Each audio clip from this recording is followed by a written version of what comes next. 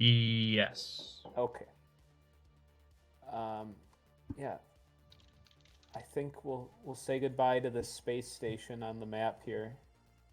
Mert's kind of like the map master general, but it's probably not too difficult to delete that if I need to draw up something else. This is his campaign.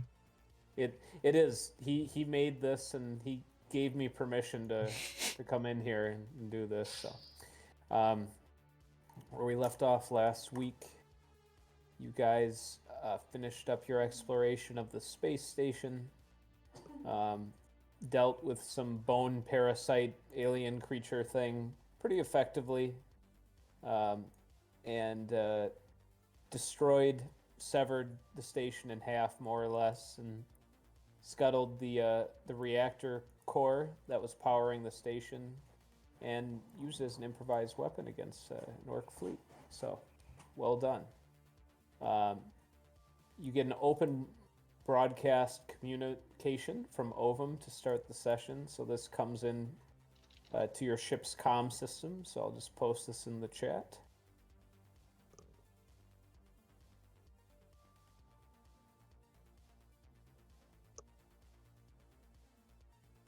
And here it is.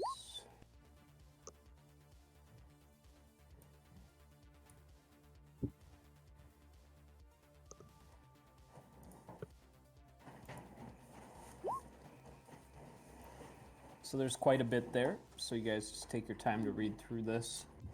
A steel box does come up to your ship, and you're able to bring it inside, which means that you've got 16,000 thrones to divide between the four of you.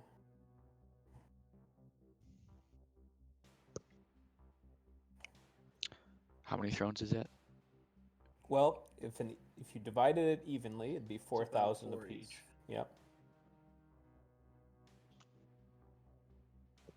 Well, I'm fine taking 4 each, unless someone else wants to take more. I don't mind.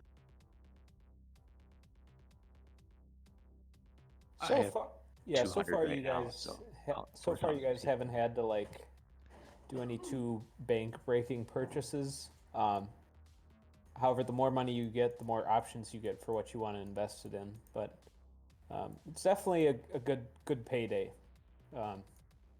And Roland probably suspects that Ovum would have even offered more if he could, but resources sometimes are limited when you're kind of traveling around. So, at any rate, it's a good payday for the team. Okay, so there's a planet that used to be under Imperium control. Or still could be, but has been just not responding to communications. So what about these reports then? About like the The mercenaries? mercenary regime. Yeah. So they're taking what information they get all at face value. So likely a regime change. But again, right now they're going to prioritize proceeding to Frandom and Clome with his group. So he's offering you the opportunity to kind of go there as like an advanced scouting party if you'd be willing to do so. Of course, that comes with risks, but it could also greatly benefit Inquisitor Ovum based on what you're able to report to him on how to proceed. Basically, see if they still serve the Emperor or not. Is that what we're... I mean, that would be helpful, because if there's very little of the population who's of that mindset, that pretty much makes things nice and easy for Inquisitor Ovum. However, Tacitus has, Octavius has some other data of other areas in the system that are worth considering.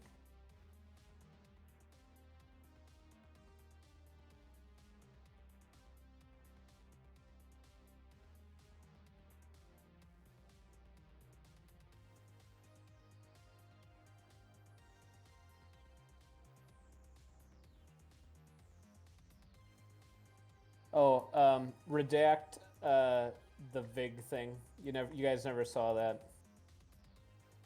Oh! Just ignore that. Yeah. There's a lot to fucking read. Yeah. Yep. Holy crap. I'm done spamming the chat. So once you guys read through this, you can start exploring, discussing your options. But I'm just saving my voice a little bit by doing it this way. Okay. And what did you say to redact? It's just where it says Vig. Just ignore that. Work in progress there.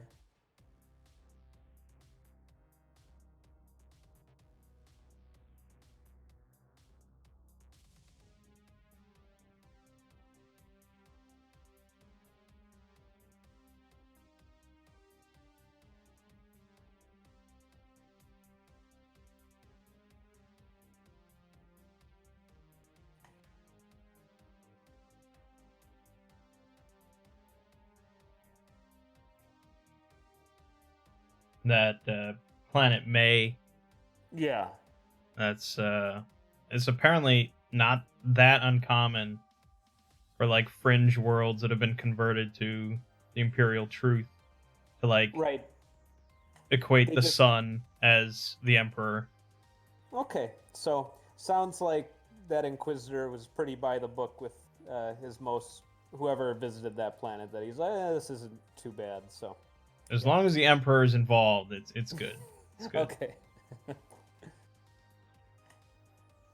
Okay.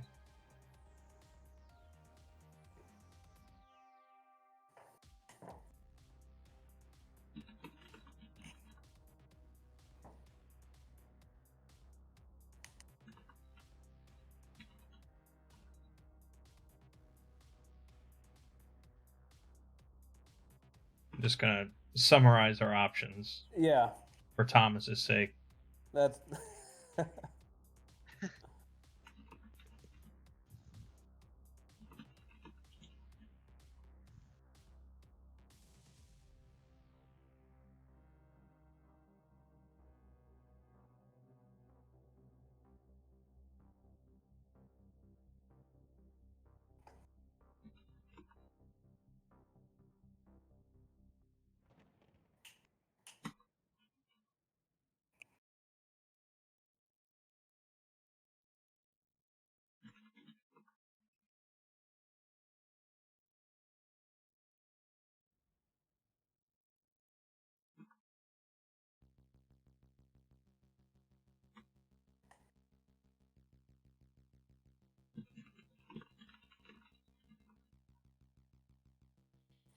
and of course you can consider.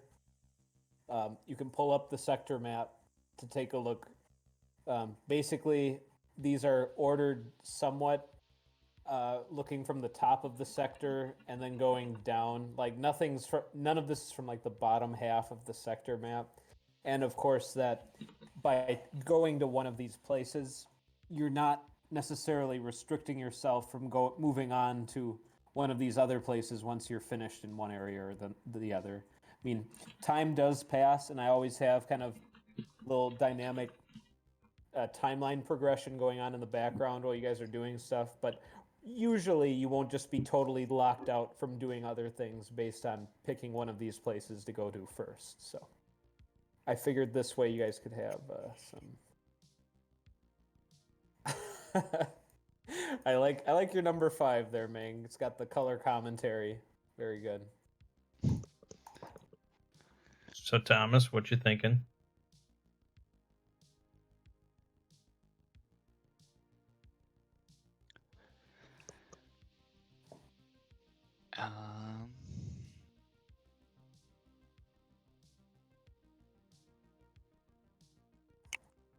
Number 3 or Okay. 4. I'm up for either of those as well. Hold on.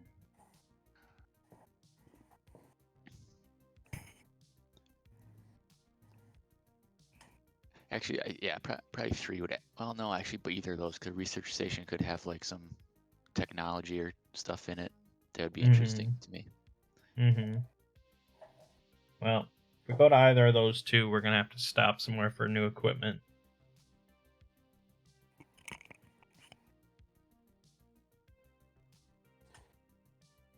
Indeed.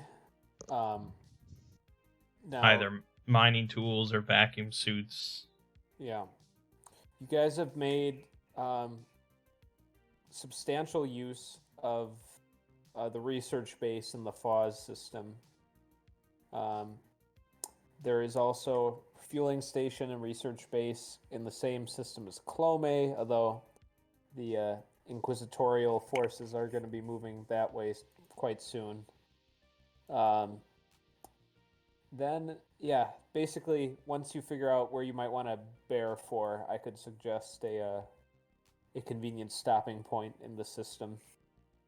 It sounds like you want to just kind of get the pretty decent range of equipment types. Won't be able to necessarily find all of that in a research station, but Yeah. certainly on like the Hive World or a few other places.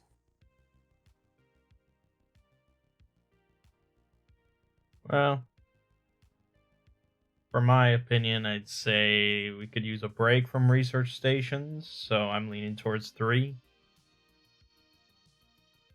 I'd say sure, because Okay. 3 we could possibly make a profit off of those crystals. Okay. All right, so let's take a look at the sector map. Okay, so May is in the Amina system. I'll relink the sector map in case. Oh no, that's not the right. Uh-oh. Oh yeah, no, that is the right one. Vig! Okay. Yep. Dunkassa. Yeah, Dunkassa. I hope we're going to Dunkassa. You can go anywhere you want to. Mm-hmm. Okay, so you guys are actually not in this sector right now, since you had warped to the adjacent sector where Ovum was fighting. So you'll be able to hop in after some warp travel over into the Amina system. Let me see.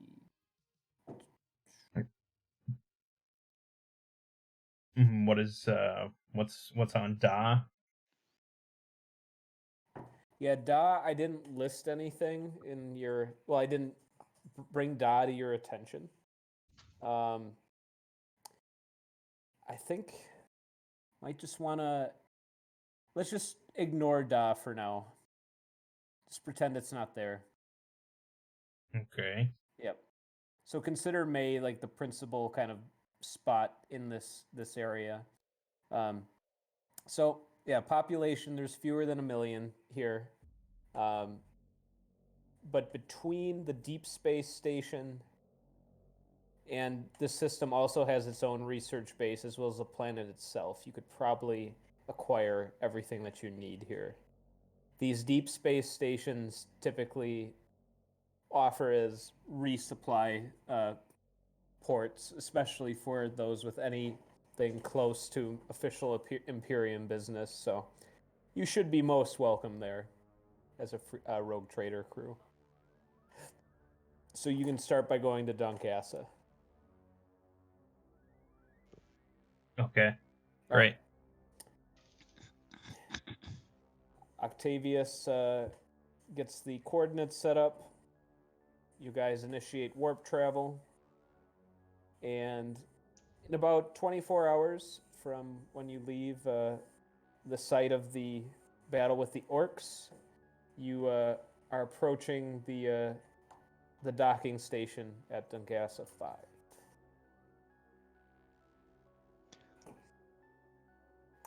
Do we have shopping lists for what you guys want to get while you are here? We'll need mining equipment. Okay. Some sort of mobile skiff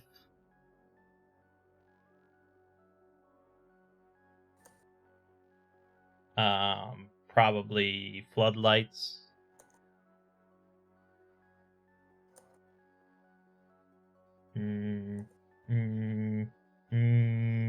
Atmo filters for everyone.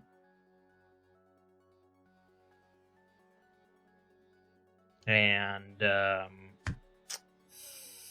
those walkie-talkies. I don't know what they're called.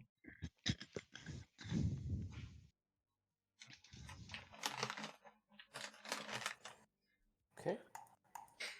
Do we need lighting? We have floodlights. Oh, okay. Yeah, Were and you probably thinking more for like carrying it around, Magnus? Yeah. Actually, I'll maybe just buy a couple glow bugs. Okay. yeah, we'll need a bunch of power cells for stuff.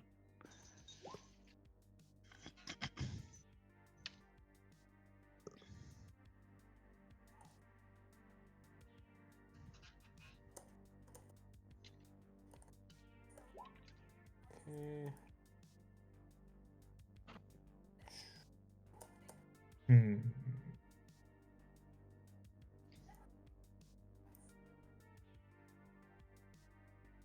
These are surface deposits because you said they grow because there's no sunlight. Yes. So we won't have to do any spelunking. Nope. You probably had your fill of that pretty recently with that Necron area. So. Did say they were highly contested, so Yep. you boys make sure you got some ammo. Will do. Okay. I'm just running some numbers here, Mason.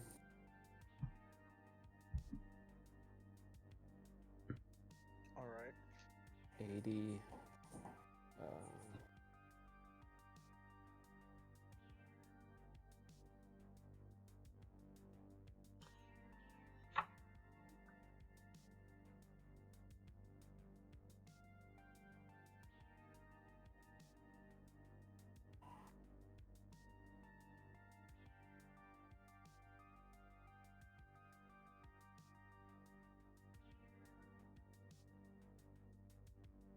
Okay. This mobile skiff. Mm-hmm. So when I think of skiff, I think of like a boat. But we're not talking the same thing here.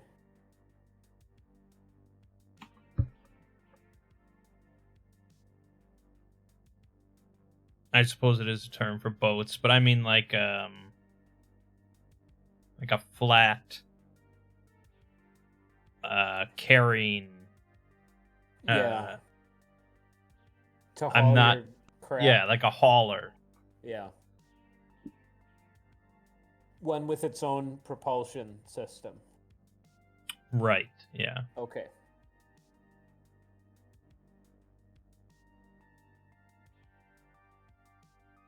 And do you want something that it's also going to double as like your main means of transportation while you're on planet?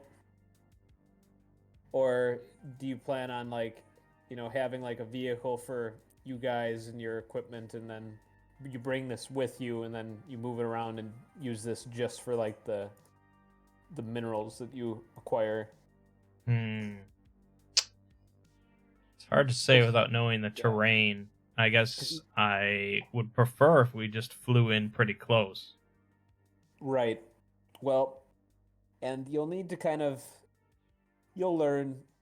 You'll learn. Yeah, you'll learn once you That's what I want to hear.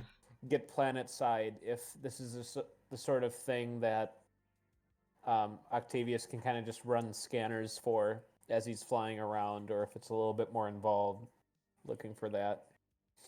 So, okay, I'll interpret that as you not wanting like you're a full-fledged rover necessarily. I don't think we can really afford it.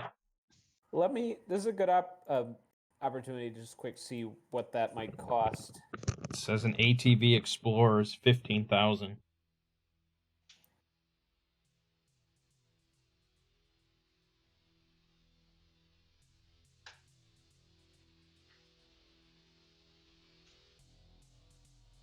see that. Oh man, a grav tank. Yeah, that would be cool. Yeah. Yeah, I mean, you guys could afford an ATV Explorer if you pooled your resources. That But I it can mean, seat up to if we spend all our profits on the next job, I mean, it's not really. it's investment, so you can make more money, right? All right. Is there alternative? I'm We have to willing walk to around. if you guys. The alternative is that we have the rogue trader ship fly us pretty close, and then we just walk next to the hauler to where the mine deposits are. That seems okay. Sure. Okay. That's provided we can land reasonably close. But I mean, even if it's like a 12-hour walk, it's not like the end of the world. What's just like a small like transport? Is the ATV like the smallest thing that? There's a doesn't have to carry motorcycle. anything? Yeah, can we? How much do those cost? 1,000. A bunch of motorcycles. Actually, for for 1,000, why not? Riding in Just like in Hell's case. Angels. I mean, there's a reason they don't take motorcycles into mountainous regions too often. Is it like a some kind of moon motorcycle or something like a No, rugged? it's just a motorcycle. Moon motorcycle. Thomas, you should start a motorcycle company called Moon Motorcycles. And people will ask you, what makes a moon? And you're like, well, that's up to you. It's up open for debate. What makes He's the moon man. it? So you can buy basically a skiff that can hold up to 6 tons. It hovers just a little bit off the ground, and it can go like 5 miles an hour. If you want to buy that, Is that that'll just for like? cost you 1,000 credits. Is that just for carrying stuff? Yep, just loading stuff up. It'll keep it nice and secure. It's a little bit slow, but beats carrying it yourself. We'll probably want one. Yeah. All right. Then your total shopping bill for everything that I posted in the chat is, we'll just say 2,000 credits. 500 from each of us. 500 each. Sounds Yep. good. You guys just start keeping track of what Mert retroactively owes when he joins the session. You can just tell him, fork it over. Did he get any of the loot? Yeah, he is currently at a profit of 3,500. Oh, okay. Yeah. Okay. Any other purchases while you're at the station? You can get pretty stable market prices at these deep space locations. On planet, the prices could fluctuate a bit more. Perhaps in some instances for the better, but most of the time they'll be inflated more. If you're well stocked on your weapons and ammo and anything else you could imagine yourself possibly needing in these situations. Otherwise, we'll prepare the approach into the lower atmosphere. I think we're good, for me at least. Okay. Now, is the plan to stop by one of the areas of civilization on the planet first to kind of learn the trade and the craft of hunting for these crystals, or are you guys just going to try and figure it out as you go? I believe stopping by an area that is civilized would be optimal, since that is good information that we. Is this world under Imperial control? It does have probably one of the weaker influenced, but still technically has a planetary governor. Oh, So, okay. yeah. Then yes, we will approach them as civilized people. Okay.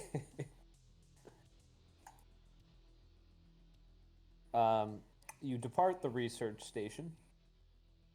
Tacitus is able to get, as always, or not the research, deep space station, able to get the various maintenance and equipment component stuff to keep the ship running smoothly. He never burdens you guys with that aspect of the traveling around. He always just handles that on his own. But anyway, you leave the station, head into the lower atmosphere of May, and in the Imperial Database Registry, you get a few different population centers pop up on the ship's terminal. I'm putting that into chat right now.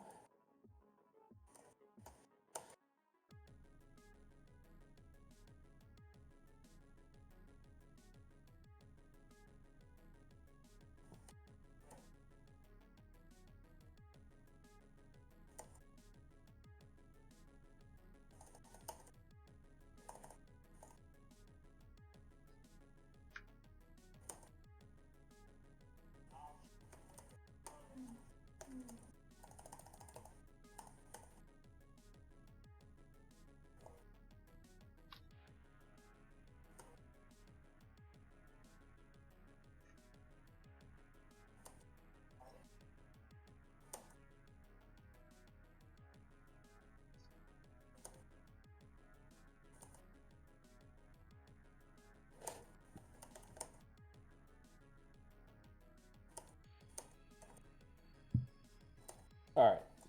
So here's a few landing site options.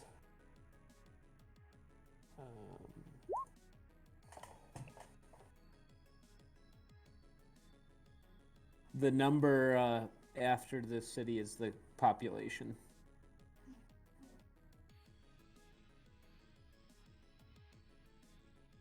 So you could go to the capital.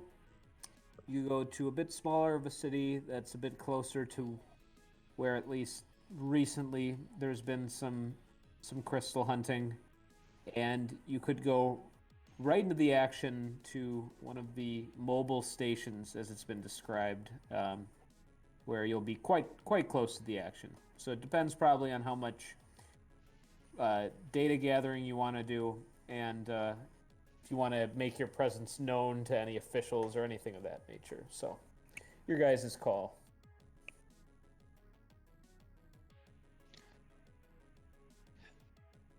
So I'm guessing we probably don't want to like alert authorities. Well, we're fully within our legal rights here. Yeah. They don't like care like interlopers just come and harvest the resources. Interlopers. We're all part of one Imperium. Oh, okay.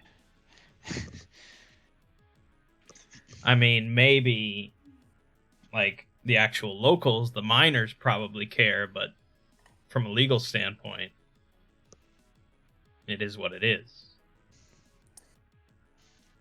So, I mean, if we go straight to the mobile station, we're looking at our competitors.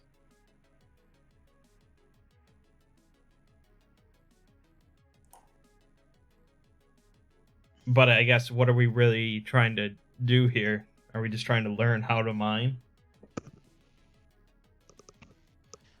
I'd say we're trying to harvest important and rare crystalline substances, so it might be wise to know our competition, but the fact is we might need information on the terrain and the work. That's true. If there's any hazards or like something we should look out for, or how to find it. Well, then your easiest bet is to go to the mobile station.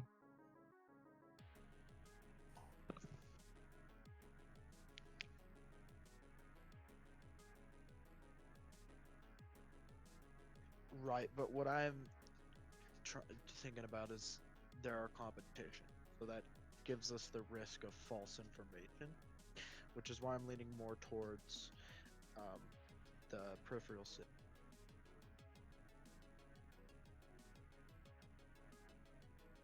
Granted, once you touch down somewhere, you could relocate if you feel like you've learned everything that you need to from there.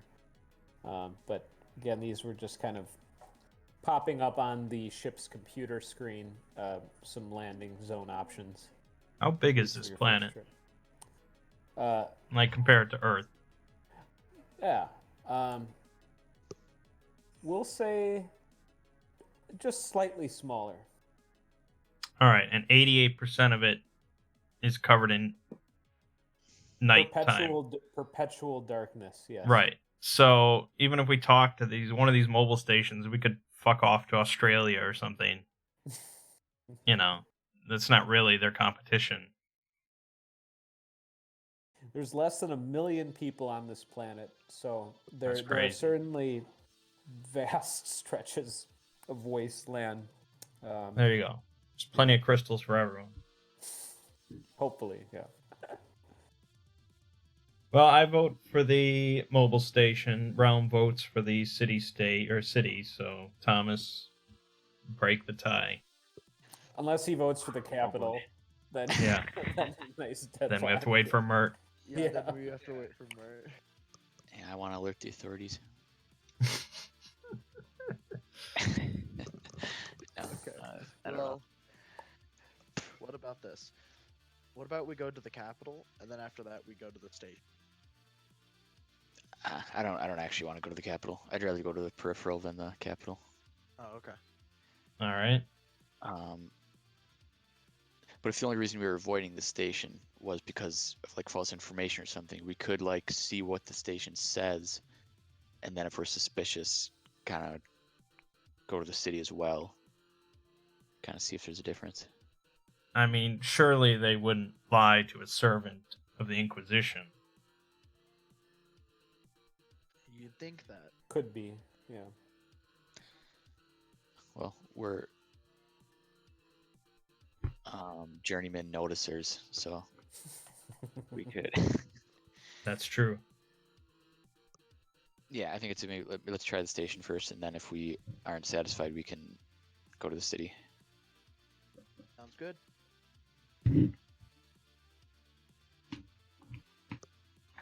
All right, where are we going? Station? Yeah. All right. And this is when I like reveal right at the last second that it's like 88% of the planet, perpetual darkness. 90% is covered with water. No, I'm just kidding. Ooh. You punch in the coordinates, and no, it actually seems like a fairly arid planet, at least from your view up here.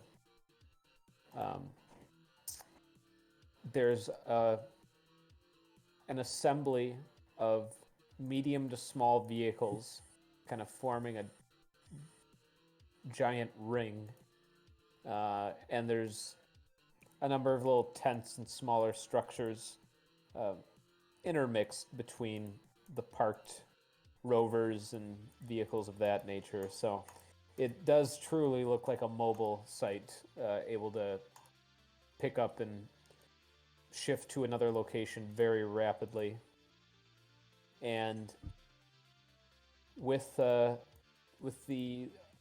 arrival of your ship, a couple of jeeps drive up in hopefully to greet you as your landing pad drops down, and you guys step out and plant the flag of the Inquisition into the soil or anything of that nature. I don't know if the Inquisition has like an official symbol or not. Sure. Oh yeah, it does. Look at that. Okay, so you get some curious, I don't know, miners, hunters. They haven't identified themselves yet, but they're watching as you disembark from the ship.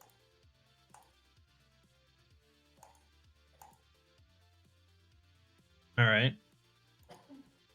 Is there any that seem like they're in charge, or just they all look like common miners? Yeah, a pretty muscle-bound man, uh, like opens the driver's side window of his Jeep and kind of like gets out partially so that he's like sitting uh, on like the window frame, kind of poking his body out, and he says, "Ah, more crystal hunters." I will make the sign of the Aquila. Okay. He uh, he he doesn't frown, but you can see he grows a little bit more serious and says, "Well, good hunting to you. My name is Jax, and well, Mang is the Aquila. What is that again? That is the symbol of the Imperium.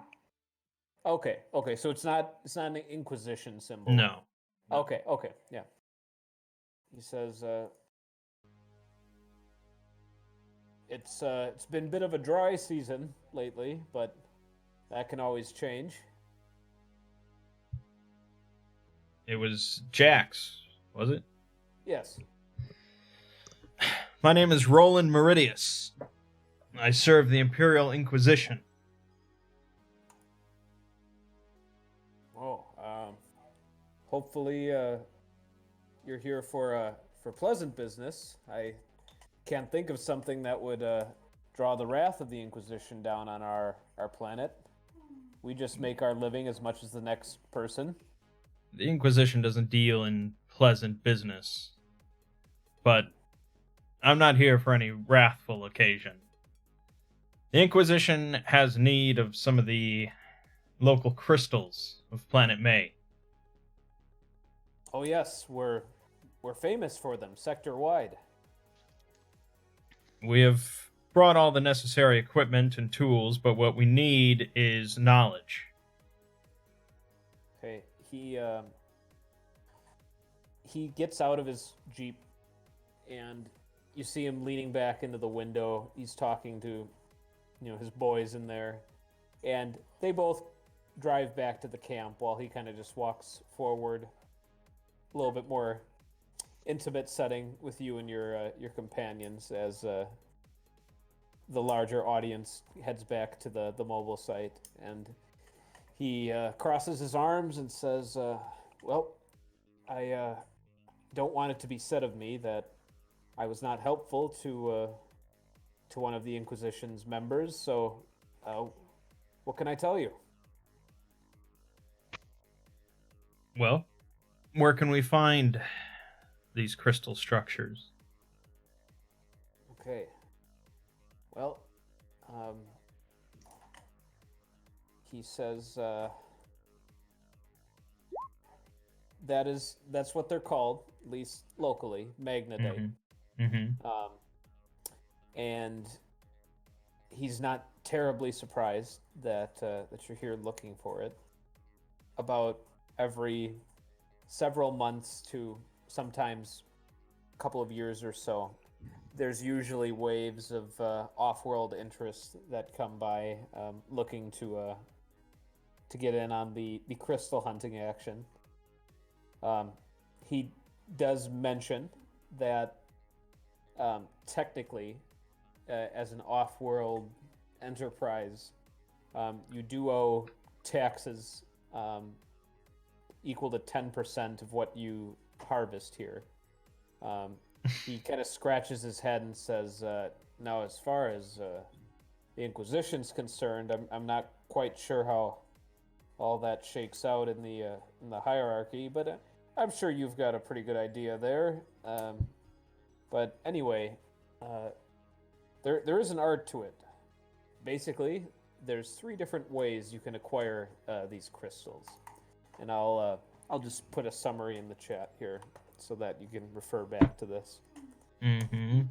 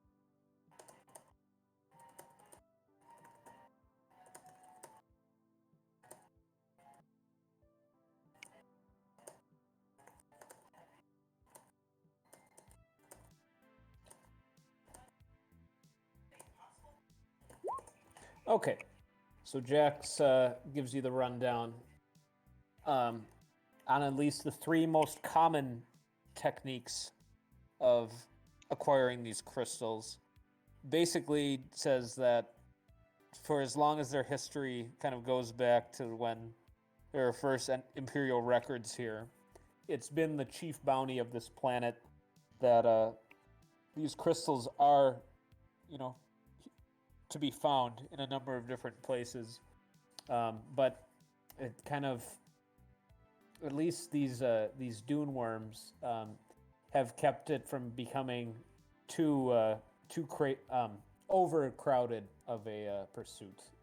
It kind of trims the number of people willing to kind of go out looking for them.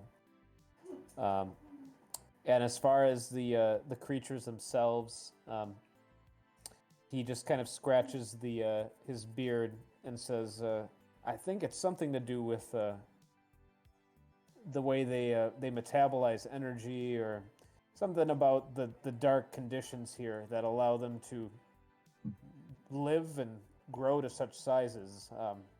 But yeah, I've heard stories of entire mobile camps being swallowed up by them.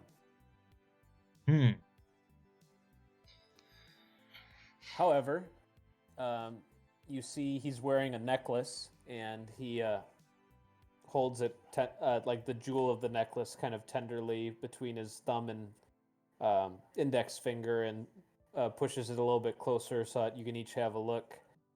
You see it's like a shard of a obsidian material, but it has a very pleasing appearance just to look at it. It's very brilliantly reflecting the light source of your ship's landing equipment. Even this right here, most space markets, at least if you find someone who knows the value of such material, this right here would fetch you 2,000-3,000 credits. So if you're hauling the big rocks, oh yeah, that's a payday that can go towards a mid-grade cruiser ship, to be sure. Okay, well, thank you for your time, Jax. Well, good to be of giving you guys a proper welcome. Not everyone will be quite as cordial as I am. As you can imagine, these quicksand pools, we have seismic measurement devices to kind of track them, and once we get a hit on them, there'll be typically maybe 300 to 500 people scrambling looking for these things, and it's all a bit open season out there. Even if you do identify yourselves as members of the Inquisition, there's really very little laws and regulations as far as laying claim to the crystals when you're outside of the counties of, well, our few cities that we have on the planet. So, but the taxations are strictly enforced. Well, that's the thing. Most folks, if they want to use these crystals, they're going to be going to the capital to sell them, and there are some exquisite record keeping there of crystals brought in and properly accounted for, especially if you're leaving them off world through one of our ports. However, since you have your own ship, you didn't hear this from me, but you guys might be able to sneak out a little bit more readily. I know there's a few patrol boats up in the, especially near the capital airspace, that look for departing ships. But again, if you just play your Inquisition bit, they might just let you leave. But yeah, if you do want to do things right, at least by the governor's decree, 10% of what you find, you give back to the government. But if you find one of the mother loads, I think you'd be quite happy to part with that, just so that you have a smooth departure out of here. It's usually worth it for the larger fines. Okay.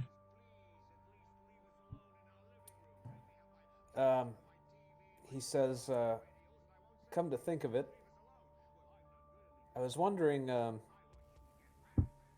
Do you have any of those glow bug specimens that you brought with you? I've heard a lot of visitors to this place tend to bring them. Yeah, I do. Are they a delicacy here? He says, "Well, I keep telling my kids one of these days I'm gonna bring one home for them. If you'd be willing to maybe barter for one, that would be much appreciated." Sure. What do you have in mind? Kind of looks towards the ground. He's Oh, congratulations. All right. He looks towards the ground. You get this sense, Magnus, that he was hoping his information that he shared might have been worth a glow bug. Well, you have been quite helpful so far. So. Oh, thank you. Here's one. They're gonna love this. Not me. Let me explain briefly. Anything that kind of has its own pulse or light of its own here is, well, it's a bit of a marvel since, well, the only light that's brought to this planet, except for a small little area near the South Pole, is the light of the Imperium. And he does a nice like salute. But he says, "Oh yeah, they'll love this." And he kind of nods and scoops the little bug in his hands and starts walking back towards the mobile site. Okay. Well, there are giant worms roaming around filled with crystals, and we do have a spaceship equipped with missiles. So it seems pretty simple. Yeah, that seems like the simplest one. So let's go tell Octavius we're going worm hunting. Okay. It is. Your rogue trader. Flashback. Yes. Could I notice if it seemed like Jax was like being sincere, or was like he was trying to help us? I will allow you to scrutinize his words. I'm just gonna make sure that notice is the most appropriate skill, but probably is. I just want to look at the list again. I guess it could be talk. I don't know. Well, I don't know. I'm just taking a peek. I think for this I'm gonna have you roll a connect. With I'd allow. I forget. Did you even have like a charisma stat in this Yeah. game? Mm-hmm. I'd allow a wisdom or a charisma mod for this. okay, mine are both -1, so Okay. here we go. Okay. That was mine. Oh, okay. There's Magnus. Okay. There you go. Yeah. Well, it's not too different between the two of you. You never get the impression that you're being given sideways information. Yeah, in general, you actually enjoyed your interaction with this man. He seems like a good working citizen of the Imperium. Hey there, Mert. What's up, guys? Welcome to the party. Alright. I'll give you a 1-minute recap.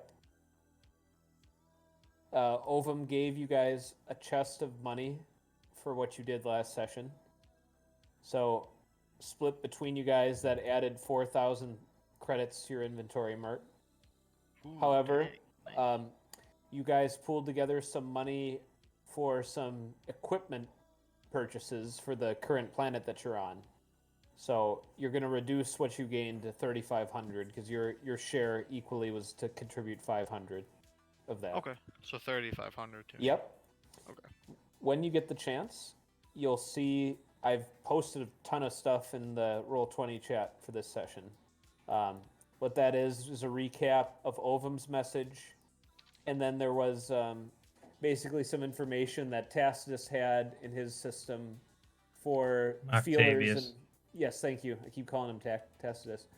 What Octavius had for information on other planets in the sector, and then Meng composed a summary of that.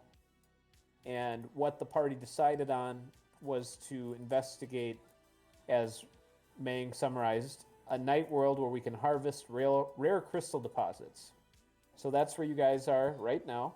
Okay, so number 3. I see it. Yep. And just had an interaction with what looks like a crystal hunter professional, as they're called, basically giving the introduction to harvesting crystals on the planet. The 3 main methods of doing so. And the group, at least right now, is going to tell Octavius that why don't we use our ship and its weaponry to fly around and try and snipe some of these dune worms and go down there and take the crystals. So that's where we're at. All right. Okay. So Octavius hears you out. He leans back in the captain's chair of the ship and says, Did this gentleman mention exactly how big these worms are? My only concern, Master Roland, I would hate to be in a position where we're firing on such a creature, and if provoked, it reaches up and swallows our vessel. It's not the most maneuverable class of ship. Well, but- surely we can see how long they are and simply stay above that. I suppose that's true. I don't know at any point in time how much of these creatures come out from under the surface. But yes, I suppose it would be difficult to imagine a situation where we would not be able to outrange the thing. Any suggestions where I start looking? It's a big planet. I mean, hopefully these are somewhat regular sites, but if it's just me and my my intuition, we could be flying around for a bit.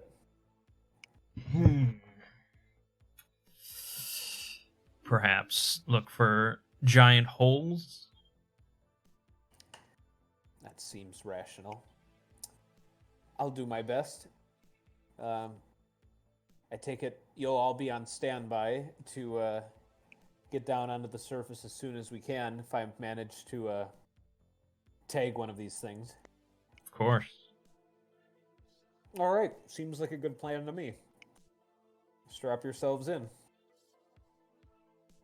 So,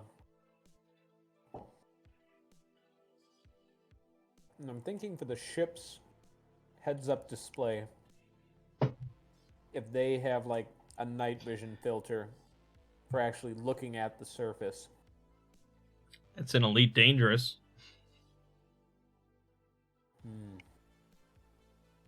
That's always a good thing to reference.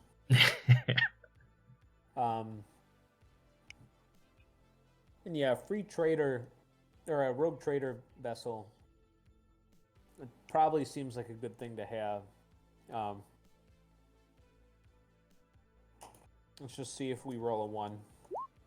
Okay, we didn't. Okay. Let's see. Octavius takes off. He sets his default altitude at 200 meters above the surface. And he starts flying around looking for visible holes in the ground. The landscape rarely changes much. Again, mostly flat, cracked desert surface of terrain stretching beneath you. the dotted lights of the mobile site begin receding in the background. And sure enough, after maybe only half an hour, you hear him get a little bit excited as he says, "Oh yes, take a look at this." And there's a nice like smack of patterned holes coming up on the horizon, quite large in diameter, but at least from Octavius's determination, I can't imagine any such beast would be swift or large enough to catch us by surprise from this altitude. And he begins closing in on the holes. Now, granted, I don't know how old these are, but hopefully where there's any indicators, we'll be able to see some movement. And he slows the speed of the ship ever so slightly. Okay. Let's get a round of notice rolls from the party, because I can imagine you guys all kind of huddled around the cockpit, kind of looking out. Mm-hmm. And the modifier would not exist if it's just 0. Correct.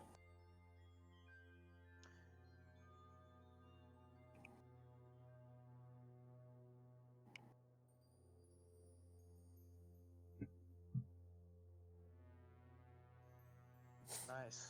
Mert's got that GM next to Yeah, his name. so that's there how you know Remind Ziggy who's really in charge. Yeah. Oh no. Well, I actually have a +1 in notice, and I have a +1 in wisdom. So I rolled a 6 and a 1 also. So very, very balanced by Mert. Okay. So if you rolled a 6 and a 1, that means you're trained in wisdom and you have a positive wisdom modifier. Well, trained in notice, yes. Or yeah, trained in wisdom. You, Yes, you went to I'm the trained Jedi. in the wisdom. You went to the He has Jedi got the- Academy on Coruscant and learned the ways of Yoda that. taught me everything I know. All right, It was treacherous. Mert, you do spot off a ways. One of the holes just looks different to you. Well, You- compared to it's the as if ones we've there's- seen. Yeah, it's almost as if it's like just slightly moving. And who's piloting this? Is it Gulk? No, it's your Phil? rogue trader. Nope, it's Octavius, the Oh, NPC, Octavius himself. Okay. the NPC that you guys have been working with all this time. Yes.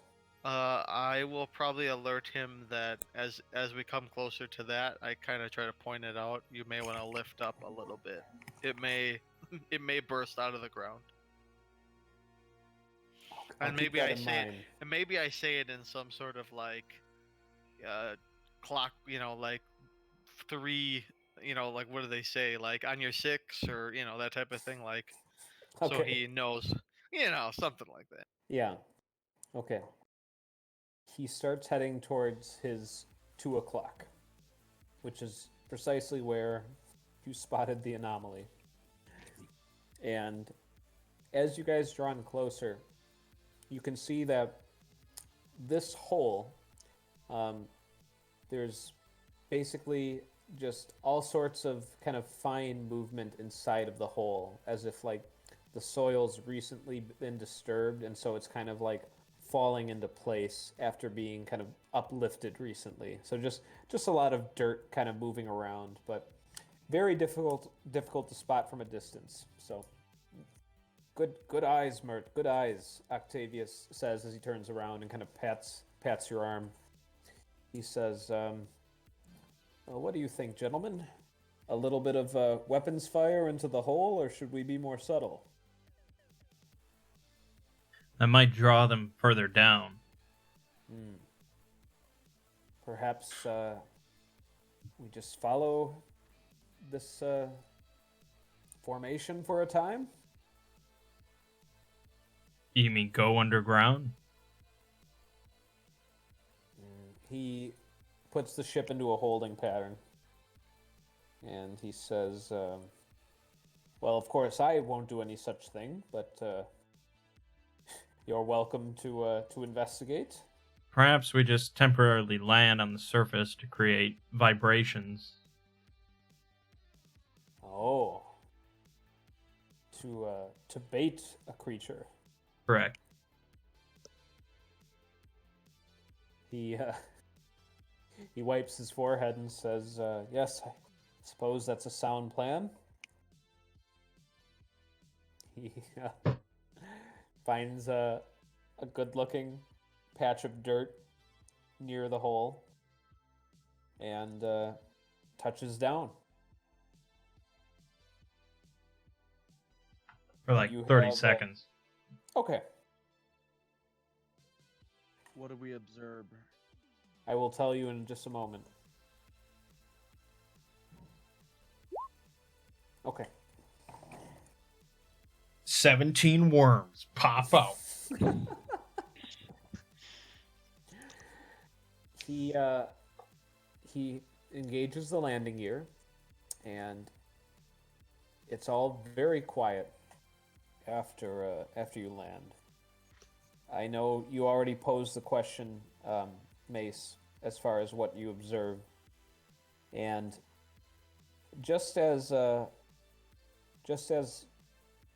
Octavius follows the recommendation of Roland to start lifting up, there is an unmistakable tremor that can be felt growing more violent throughout the ship, where little things start getting knocked over and the shaking becomes more intense. And Octavius says, I'm already lifting off. Eyes sharp. And he engages the main thrusters as the ship begins gaining altitude. And moments after doing so, there's basically a large updraft and plume of loosened sand and soil just surging up at the ship. It's making visibility extremely poor. You can't really see much of anything from all this upended soil that's been launched up. But you have the feeling that a worm is lifting up from its burrow. Jackpot. Tacitus is Octavius is going to try and maintain a safe distance. It's possible he could fail, and we'll see what the consequences of that are.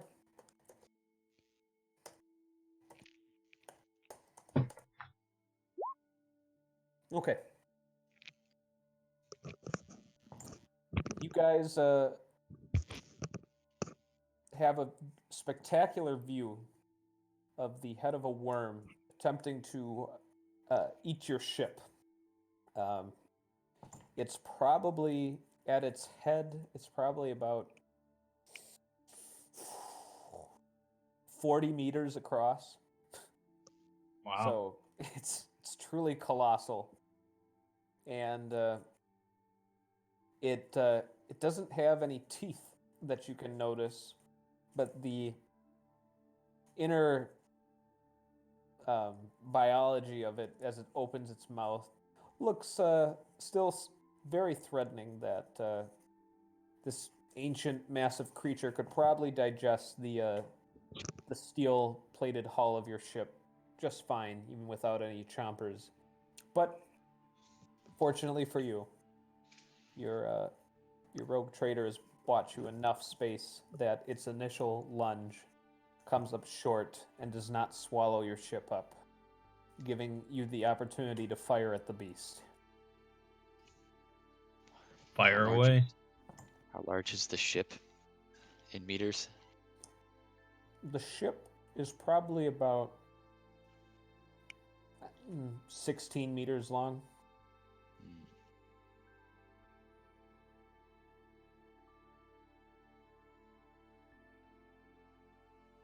That's pretty cool, Mang. I like that. Mm-hmm. Okay, now I think is this the first time we fired the weapons of your ship? Well, we just fired a nuke.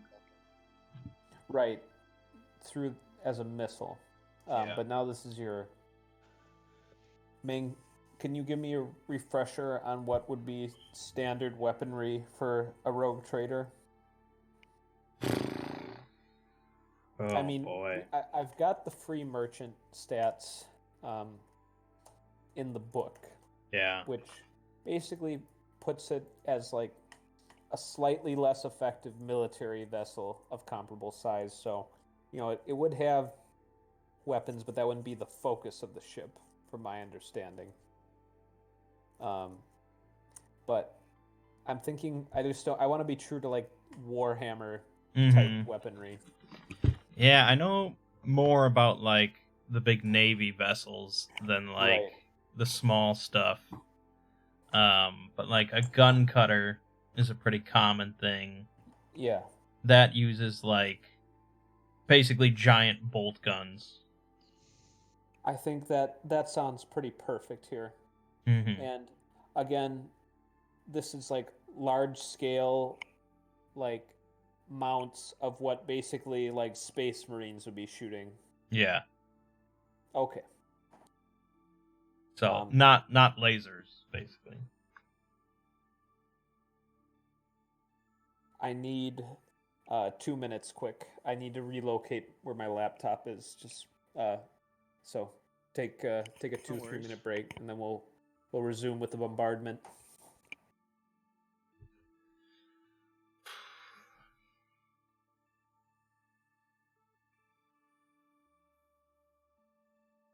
See, it's always a good plan when the players have to do as little as possible. Yeah, good thing we didn't try to find one of these on foot. Yeah, that would have been rough. Because that was my first thought. It's like, oh, I got a pretty good gun. I can just blast one of these worms. Oof. But the other options were like falling in fucking quicksand or Yeah, finding some special mole that we have to pay. I don't want to pay a mole. Yeah, 0 new yen.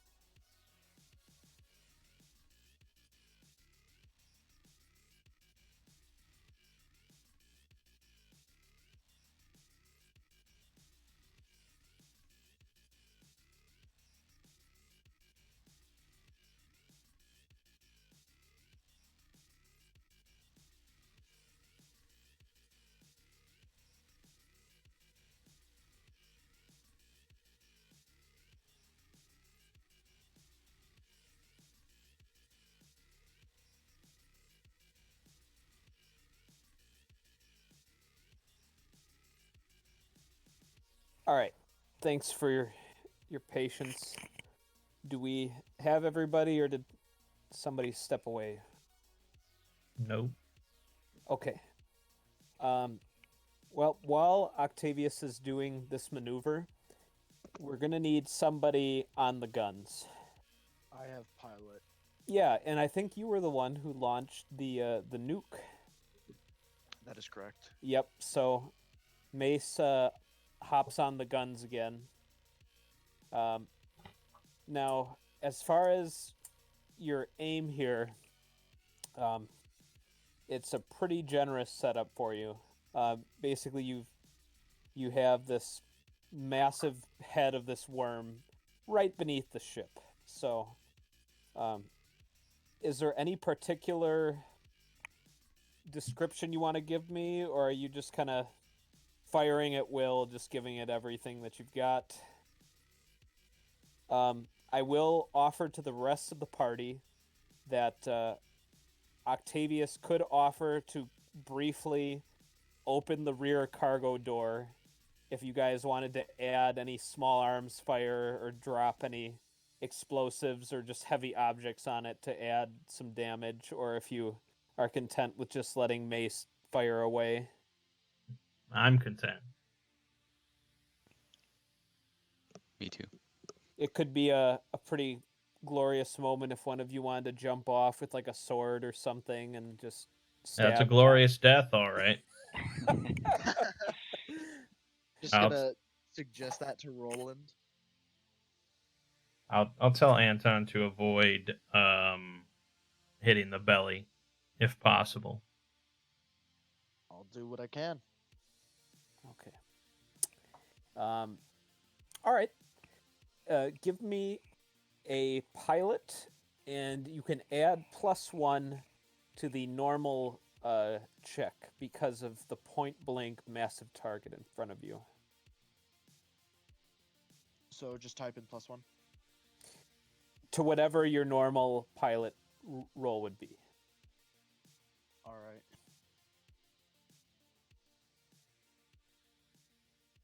What attribute would this? Dex? This is Dex or Intelligence. Well, neither one has a Okay. intelligence. Yep.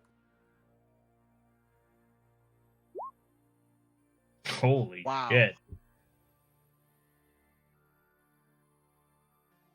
I Rolling. closed my eyes. I don't Wait, think you what did am I that right. What am I looking at here? He I don't rolled a think 3 and a 5. What? How did it become 0? Okay, so I think he typed +1 instead of just 1, I did. and that broke the formula. okay, So so he got a 9. He got a 9. I will honor it as a 9 instead of a 0. Okay. It's well, like somehow thanks for letting me know. the guns were turned in on the ship. Yeah, what the heck? It's like it's like you could get the best you could, or the worst you could get is a 1. I got a 0. Yeah, it's some Charlie Brown shit right there. I got a don't even rock. press the trigger and the guns just explode. Okay.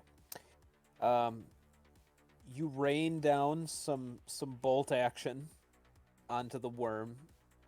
The large projectiles shred and bury themselves into the flesh of the creature. And upon unloading on this thing for what seems like an eternity, but in practice is about 12 seconds of automatic bolt gun fire. The creature emits a really kind of tortured roar and seems to be burrowing back into the soil. Well, fire a missile. All right, I'll do another pilot check then. Okay. Yep. We'll take one more pilot check. With the 0 mod this time, or 1? Just the normal mod. It's no longer point blank. It's attempting to flee from you. Nice. Another nice roll. Well, you guys get to see like the light from the fire of the missile like trace after the worm down like the burrow hole it's just created. It's very cinematic. And there's an explosion down there, and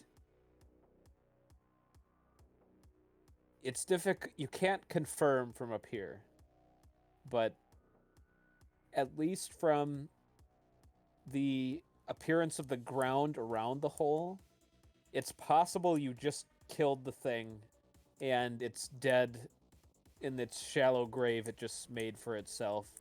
Or it just has stopped moving for some other reason. But all appearances suggest that the worm's movement suddenly stopped. All right. Take us down. Will do. Octavius finds what he considers a stable spot next to the hole that's just been created. I'm at this point. I'm going to begin recording the remaining missile ordnance that your ship has. You converted one for the nuke last session, and you just fired another one just now. We'll consider the missiles as the strongest weapon that the rogue trader has to offer, and it is capable of carrying 6 at maximum. So you have 4 missiles remaining in the missile bay. Okay. And I did say that Octavius handles the like cost and maintenance of the ship.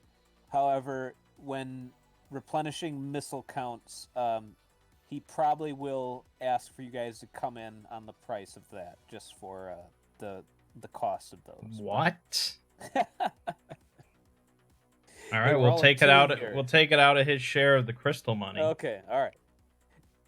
He's touched down, and you're about 50 meters from the edge of the hole that the worm had just created. Okay, you should kill the engines. He does so. All right. Gosh. Atmo filters on, and let's take the skiff out there. Okay. Everybody's got their Atmo filter on. It would be helpful if one person guided the skiff, basically giving inputs to its movement every few seconds. Someone want to be responsible for that? It's not quite so advanced to just follow you around. It needs some controlling. Sounds like a good thing for Magnus to do. Okay. I don't know about no machine. He's All the right. button. He's the button man. The button man. Sure. Very well. Okay. You start guiding the skiff along with the group. You do kind of appreciate now that you're away from your ship a bit that it is a cold planet, but the air, while thin, is technically breathable. It would essentially be like being on a really high mountain peak back on Terra, but it is probably best that you have the Atmo filters in this area for any unforeseeable hazards. And your quiet steps along the barren Desolus bring you to the edge of the hole.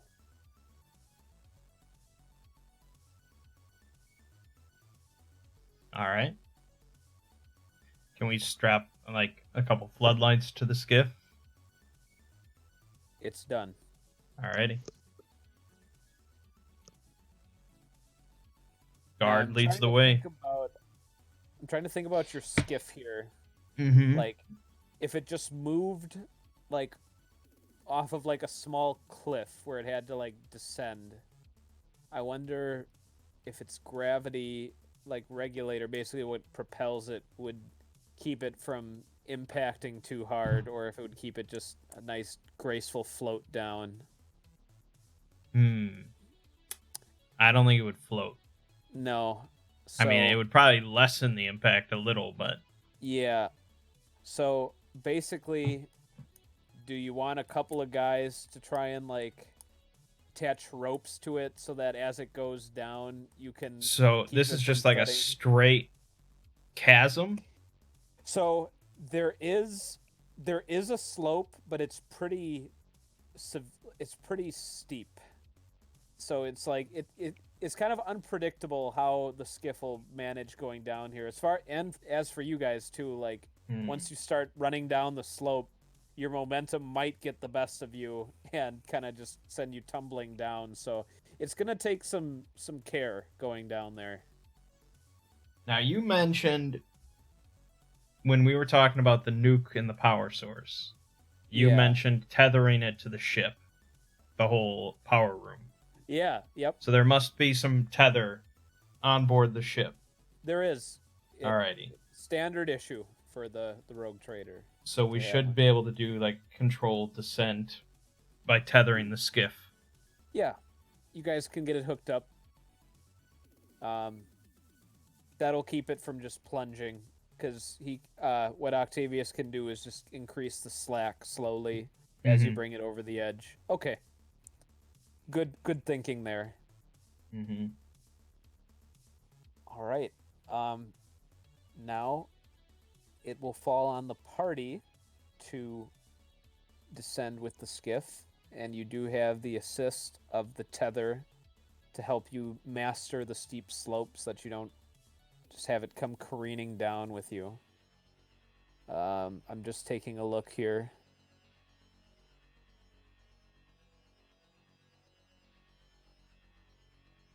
Okay. I will take an exert or survive for your descent into the pit created by the worm. Um, I'll accept either one, but you have to roll one or the other. And then would you use Dex or Strength? Is there a con? There is a con. Yeah. Yeah. I will accept con or strength. Okay. I have neither. Yeah. Boat. Okay. Well, these are some nice rolls so far. Okay, a little less nice. Yeah. By the pattern, Thomas is about to roll a 4. Close. Oh, yep. Okay. It is treacherous. It's a lot of leg strength to keep yourself from just beginning a uncontrolled sprint down this terrain, and it does get the better of Magnus, who just can't quite catch himself. Maybe his body's still adjusting to the cyberware he's implanted into his body. But you see him kind of tumbling ahead before the rest of you, and you hit something hard at the bottom, Magnus. Probably the carapace of the great worm that you just slew. But it is quite painful. You take 2 damage. Okay. Have we healed at all since? You've healed 2 days.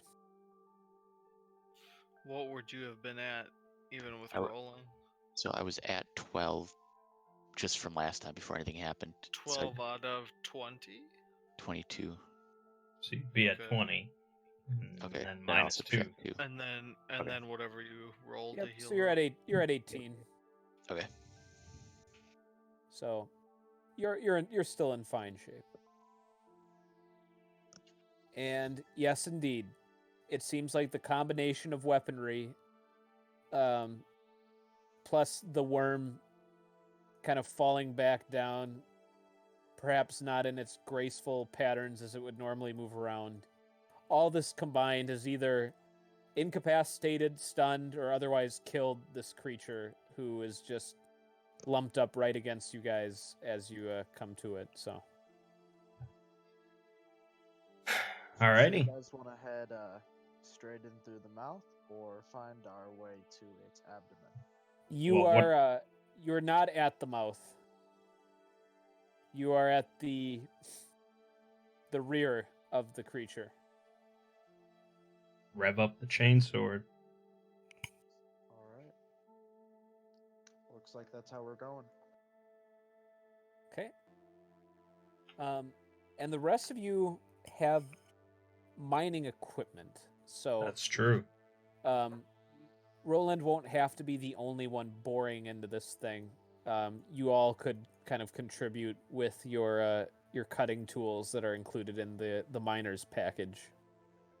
So, if one of you wants to kind of take charge of this, everyone can kind of support that role as far as the efficacy of cutting into this thing. Who's the best worker? It's actually a skill. It is. My robo-pilot was an excellent worker, He was, yeah. but not Magnus. Well, Could we use exert for this? I wouldn't suggest it, but you could. I do favor work right now, because it's really not so much physical strength here, it's using the tool to cut effectively. You know how they That's say, okay. let the knife do the cutting? Yep. Is that to say it could be a dexterity work? Yes. Well, basically, it's going to be either someone leading in on a work roll or someone leading in on a melee attack. But either way, we're going to have one person kind of leading it and then the others assisting to grant a bonus. Well, I'm sure I'll be leading with the chainsword. Okay. Then it's your choice, Roland, if you want to do a melee attack or a work skill roll. I wonder. Okay. You can add an additional +3 to your attack roll. Nice.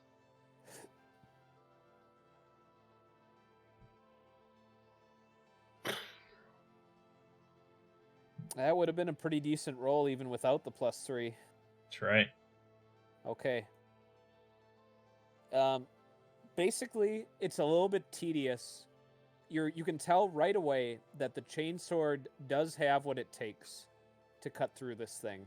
But there are layers of carapace to kind of go through, and you learn as you go about just exactly what kind of approach you got to take with how you cut this thing so that you don't just have folds of flesh and skin just kind of getting in your way. So you're busy at work, and the others join in with their mining tools.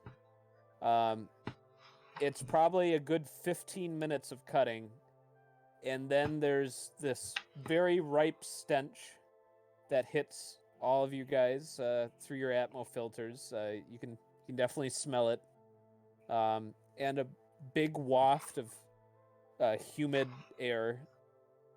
But you've definitely gotten through into the innards of this creature. Okay. Let's find some crystals. Yes, the anatomy is such that there's basically a tunnel for you guys to enter inside. Grossest tunnel I've ever been in. I would hope so. Okay. Also, Roland, you note that your chainsword itself will likely need some maintenance work next time you're back at an appropriate service area. Okay. It's been worn dull in a few spots just from the repeated sawing that you had to do here. Mm-hmm. It's not like you're cutting through the supple flesh of dozens of heretics. This was a different kind of work here. So Yeah, unfortunate. okay.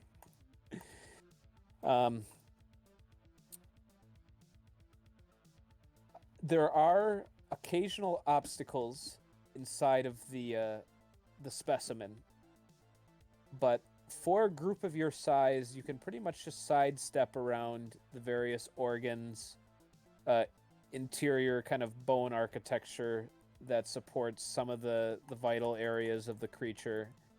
And sure enough, after a short journey, you see lining the inside of the worm. Again, it's a little difficult to tell exactly if this is part of the creature's physiology or if this is just something that it's taken in throughout its lifespan from moving around underground. There are the signature crystal deposits that are recognizable in no small thanks to your friend Jax showing you that small sample of what he wore around his neck. So, let's see what you're working with here. Okay. Ooh. Ooh. Yeah. You found a cache roughly just at glance. You're looking at about 300 pounds of this crystal. Nice. So quite a nice payday. That is, of course, if you can successfully extract all of it without damaging it. But who's to say how difficult that would be? It's kind of like embedded into the side of the worm, so I'll leave it up to you guys as far as how you'd want to kind of pry or remove this stuff. Do we want to just like cut up the worm? So, like, just try and cut off the entire section of its body that have the crystals and just haul that whole thing Right, away. without really touching the crystals. It's an interesting approach. That would be more likely for us not to damage the crystals since we don't know what we're doing. So just like making a hole in the worm to go Mhm. out of. Probably takes longer, but we've got all But the time in the world. Well, and like you said, and yeah, damage to the crystals. Who knows what might happen? Who knows Yeah. how they react to They could things. explode. What are they called? Like Right. magnetite? Sounds bad. Yeah, exactly. Let's not shoot lasers at them. So that's what I vote for. Yeah. I like that idea. Okay, so we're gonna try and just cut off a section of worm here. Yeah. Okay. Gonna look at our friend the skills list again.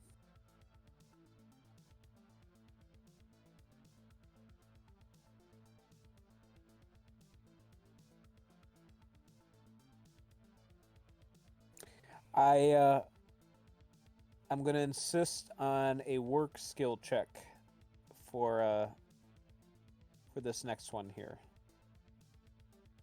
For all of us, each of us.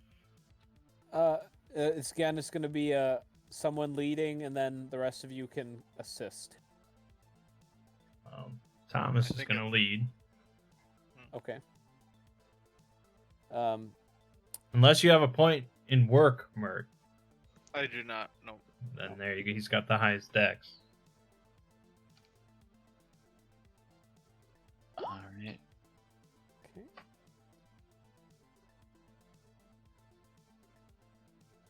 So I do a work and I add +1 for each of them.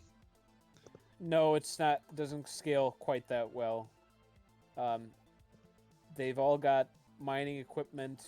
They can kind of do their best to help cut it out with or cut the section out with you, but it +3 is too large of a bonus for a skill check. So, I'd say You have like 6 party members Yeah. +5 always. Oof. yeah. It's the You dream. can just add +1 to it.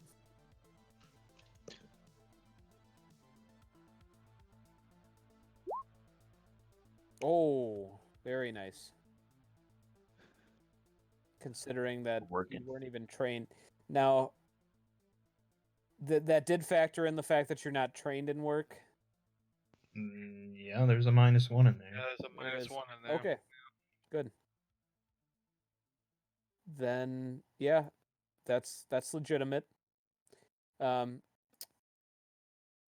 You have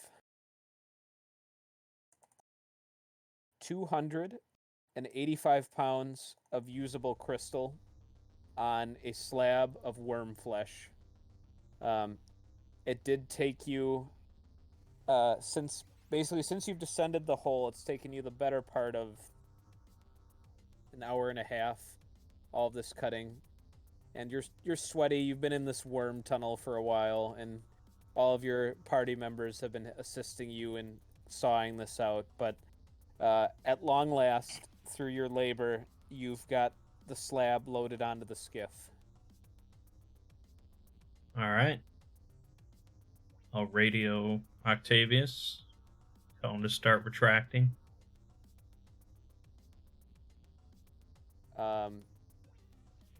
You get an affirmative back through the walkie-talkie. And are you guys just gonna ride the skiff up? Or I don't try think we want to scale the- overload it, but we'll probably hold on to it as we try and climb. That's a good half measure. Since you're not like depending on it for getting up, I will need an exert roll from the party, but you can add an additional +1, all of you, because you basically have it to grab onto if need be, if your footing becomes unsure.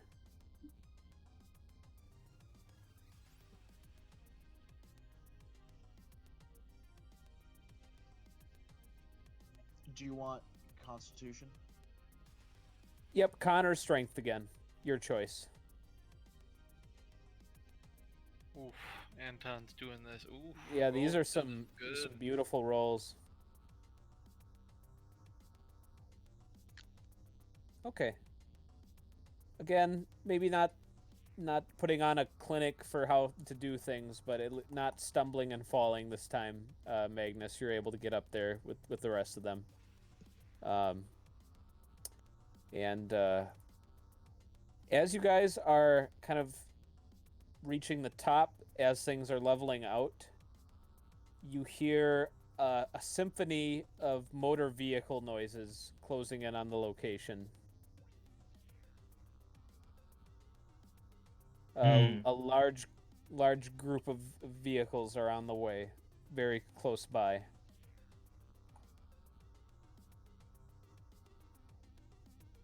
And they're visibly probably about 30-45 seconds from coming up onto the ship. So they will be there before you guys are back aboard. How heavy is this this skin collection and crystals collection? You've got 285 pounds of usable crystal, and the slab of flesh that it's on probably weighs another 400 pounds. Okay. I'm going to teleport onto the ship. Okay. And Who I can can you all carry bring with you when I you can do that? carry up to 3 people or 200 kilos per skill level. My skill level's 2, so I can carry 400 kilos. Okay, so that's pretty much just enough to bring the entire slab and everything on it with you. And that's what I'll take.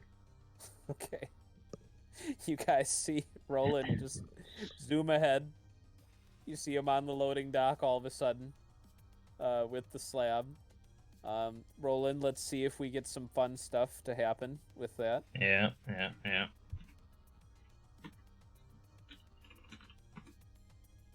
No. just crystal clean. That's the Very, idea. Yeah. Okay. Um. Do you guys have the rest of you guys have a plan? Well, so now he took the skiff with, or he just Yes. No. the. Oh, did I? I thought Hey. he was going to just like. Oh yeah. No, I suppose the skiff would add more weight. Probably, yeah. Right. No, yeah. You've convinced me. The skiff is not with you. I just imagine he touches the slab and the crystal and just kind of goes Yeah. with him. Um, So we assume I missed out on this from being late. These ones rolling in are likely other poachers, More you know, crystal hunters, almost crystal hunters. certainly. Yeah. and even to the point of like wanting to probably hurt us or kill us for the crystals we found. You've been told that there's a certain lawlessness out in the open hunting grounds that it's not really policed. And what happens out here, I mean, it doesn't necessarily mean that people are always going to be killing each other over this sort of thing, but it's not really even kind of brought back for legal proceedings. It's just kind of like if you head out here, you kind of just assume the risk of what crystal hunters must inevitably contend with. So it could get very messy very quickly, or you might be able to find a way to smooth things over. But as Gandalf says, right now there's 10,000 orcs standing between Frodo and completing his quest. Basically, there's this big squadron of big like Hummer jeeps filled with enthusiastic hunters. I would say tell him that we didn't find anything. Who's gonna say that? I mean, I'm radioing them because I'm on the Yeah. ship, so I'm not Yeah. going back out. So he's fully in, and we're about 45 seconds away from it. Yes, and you're separated now. You're not exactly sure what the intentions of this unruly group is, but you feel like they're probably going to make some sort of demand, or at least you're going to have to find something to say to them.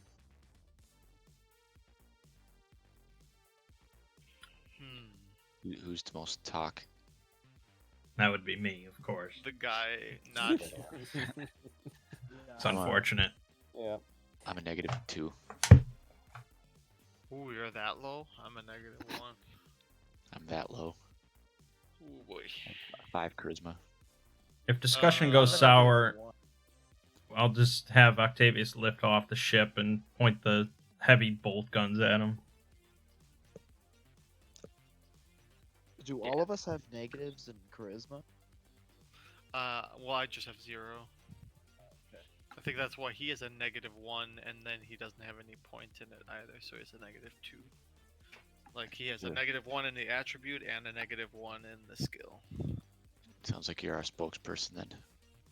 Yeah, it's you and I that have better skills that way. When you say squadron, how many are you talking? There are 9 jeeps. On average, there's 4 men inside. That's a lot of people.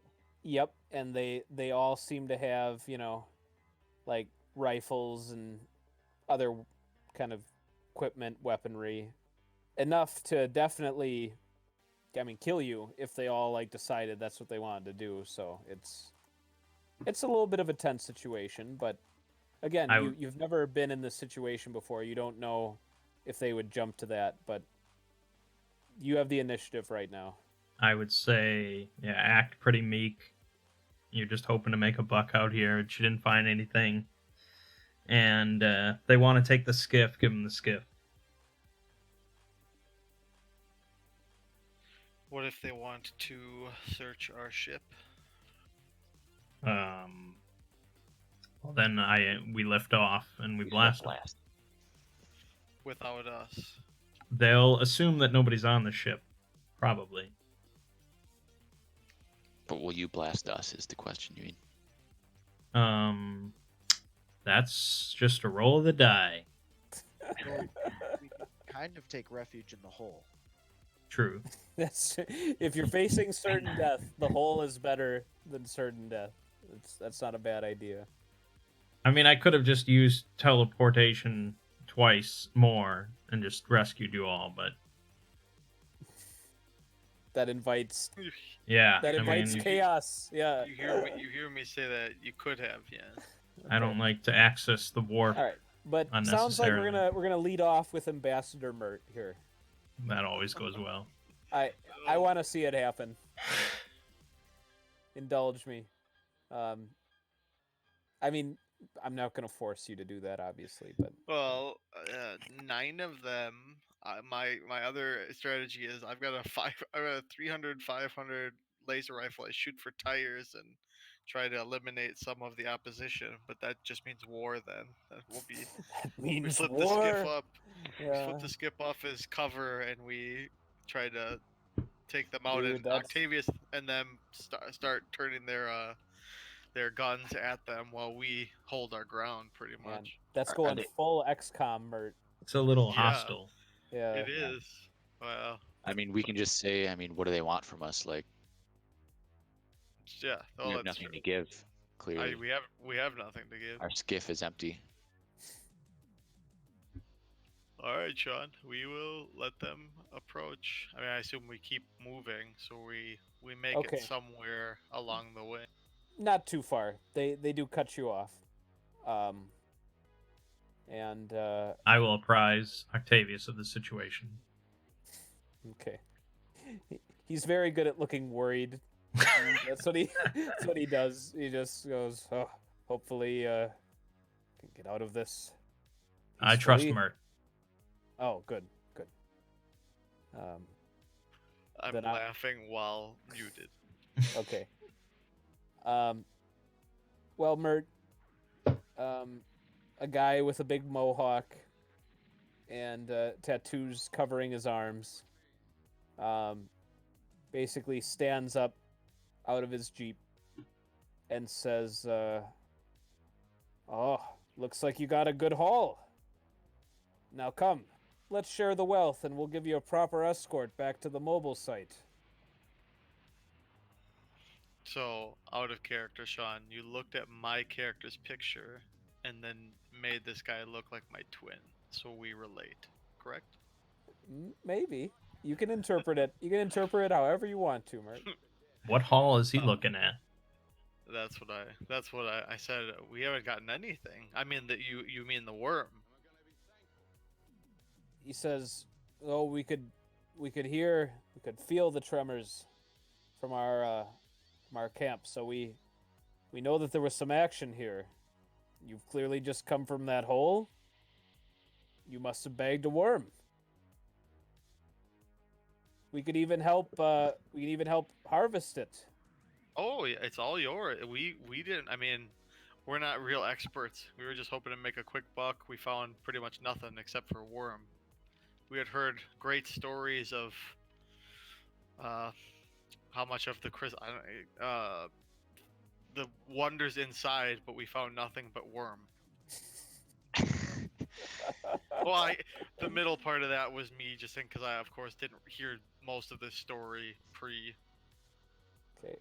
Well, So, and I show him. I point at the skiff and go, "We're going back to our ship empty-handed." yeah, you've got the empty skiff. It's gonna have like worm matter on it, though. Like Yeah.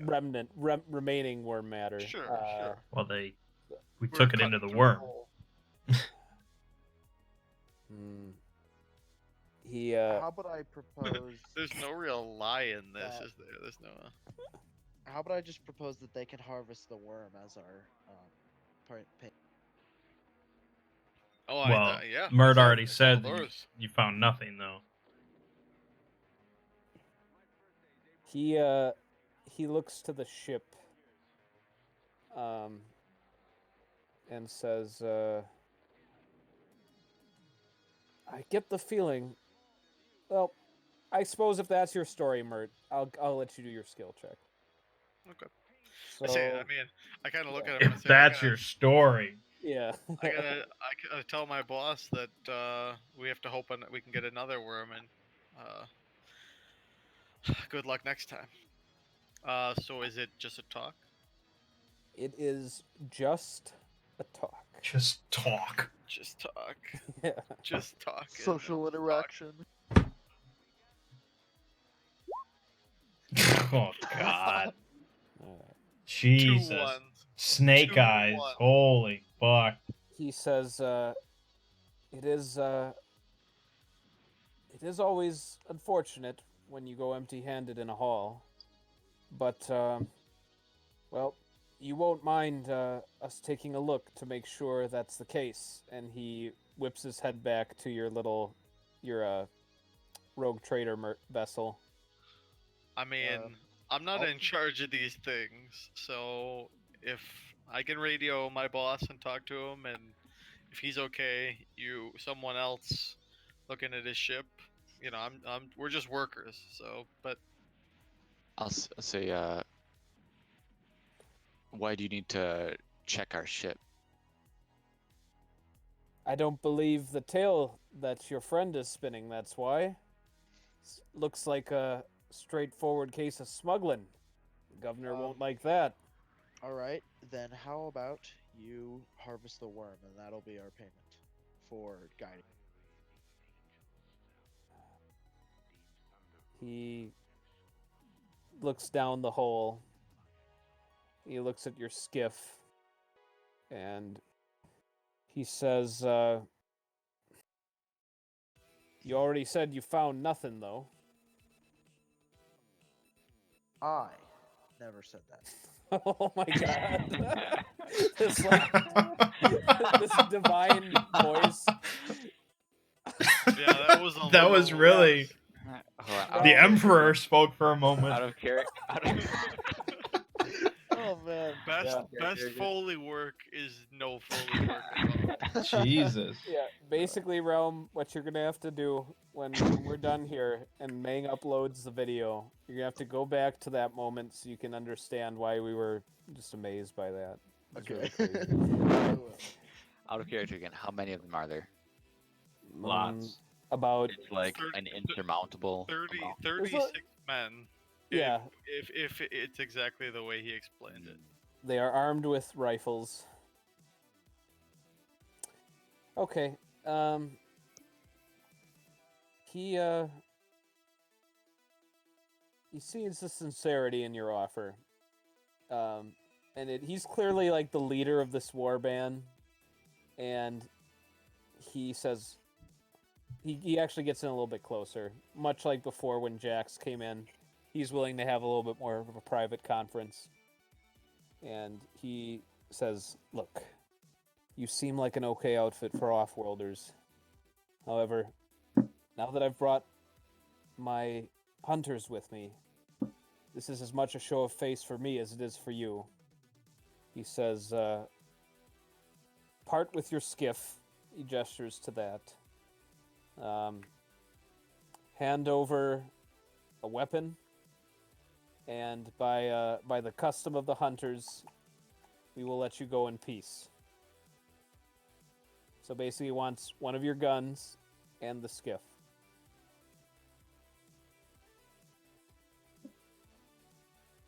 As Don't basically don't make it's this like a zero tribute. new yen moment. Yeah. I got no problem with the skiff. Yep. You know, It's I- worth I can about pry my 1,000. gun from my cold I only dead got fingers. I only got one gun. Me So it's not I going to be only have- your gun. I only have rare alien Yeah, I guns. won't be your guy. Dude, So I don't no wanna one's give going you to give that. up a gun. I'm not giving. Oh Mert, God. I'll buy you a new Oh. gun. I'll ask. Can we negotiate a different price, possibly with the weapon? Oh my! Don't you guys just have fucking like basic bitch rifles? Doesn't Just- Mert? Just give it up. Yeah, but I feel like other people have laser pistols. I only have my one laser rifle. Just Oh one. my God! That's like a couple hundred credits. It costs Money 300 credits. Money. Laser can't buy my pistols gun. 200 credits. It's not that big of a deal. I give him my laser rifle. Okay. He he looks down the scope. He gets like a little handle Shoot you in for the it. face. Yeah, he shoots. No, He looks if down the this scope were and bang. if this were the sprawl or something like that, yeah, Yeah. probably. But And then he asks the next person no, for their there's gun. Now you. and Well, then they roll your bodies down the pit into the worm. Okay. Yeah. That's mostly what I was trying not to give up the one gun I had compared Yeah. to other people likely having more than one. Okay. He takes the skiff. He takes the rifle. And he like loudly jokes to all of his little minions that off-worlders thinking that they can just come in here and strike it big, basically indicating that you guys didn't find anything and that they're not going to cause trouble, because a fight, even with a ship such as this, would probably be costly for them, even if they're using their best tactics and doing donuts and stuff to try and evade your fire. And with your tokens that you acknowledge him basically as the superior here, he seems perfectly pleased to just ride off and look for other crystalline deposits. And you see the little fleet of jeeps driving away. And There just you for go. clarification, real fast. Yeah. Roland took all the crystals with him, but not the skiff, correct? Exactly. Okay. So, and that aided in the deception a lot. That he was able to get the hell out of there right before they all had like a clear line of sight on what was going on. But it made everything all seem quite believable. So That's what I do. All right. they are content, and you've got a nice haul aboard your ship. Alrighty. Well, it seems like we are content, except for that laser pistol. Rifle. Rifle. Okay. Yep. It We'll could just be have to- replaced. Purchase a new one then. Mm-hmm. Now, I imagine we'll find a better price for this stuff off-world. Yes.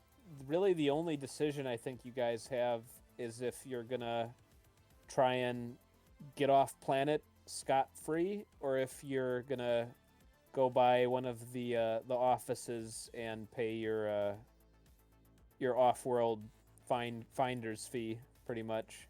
My vote is to pay the fee. And if you, I don't know, I do assume you let Octavius gets a vote.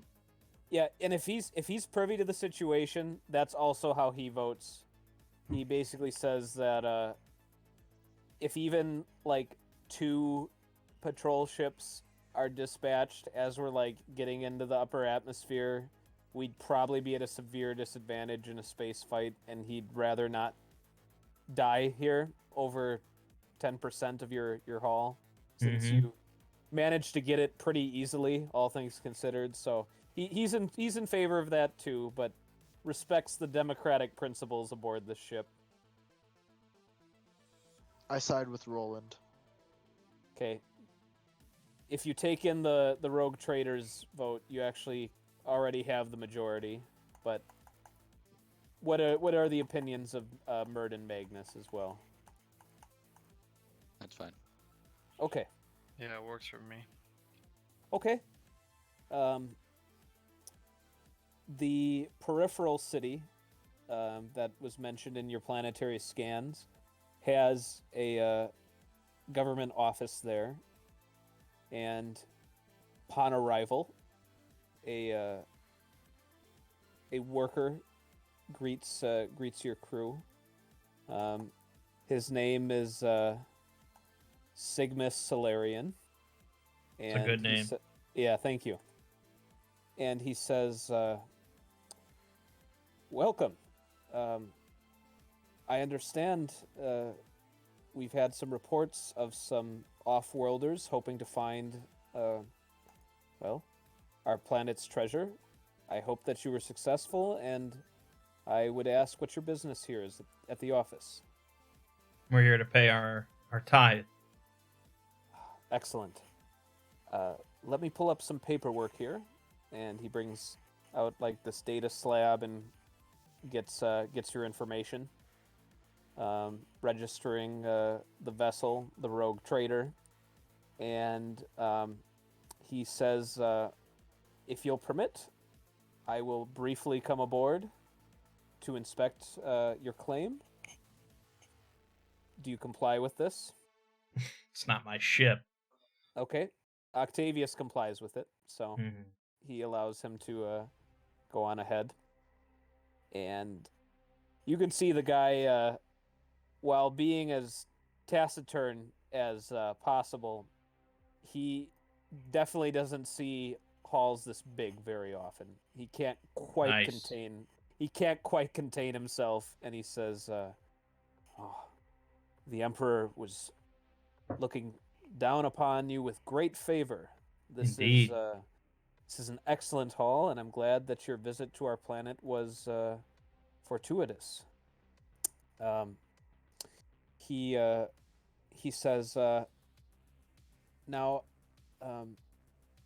you will have all the resources available of our information logs," and he's got like some maps and things like that. It's just a courtesy should you return to try and seek further expeditions here for complying with the laws. So he basically hands you some stuff, Some pamphlets. and yeah, right. And he says also, now there are of course two ways to provide the lawful levy. You can provide the throne substitute, or you will allow us to simply remove the crystal equal to 10%. What would the throne substitute be?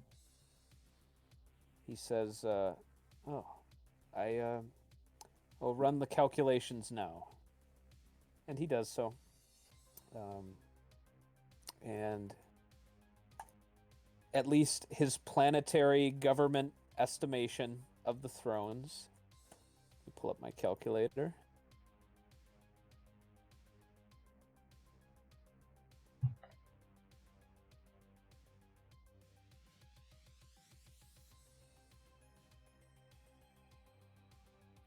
The throne substitute would be 42,000 credits. Jeez, crow. Or you can allow his he has an on-site professional that would remove 10% of the crystal. Well, obviously this depends on Octavius. Yeah. I'm sure he can see the value in keeping the crystal and paying the local exchange rate.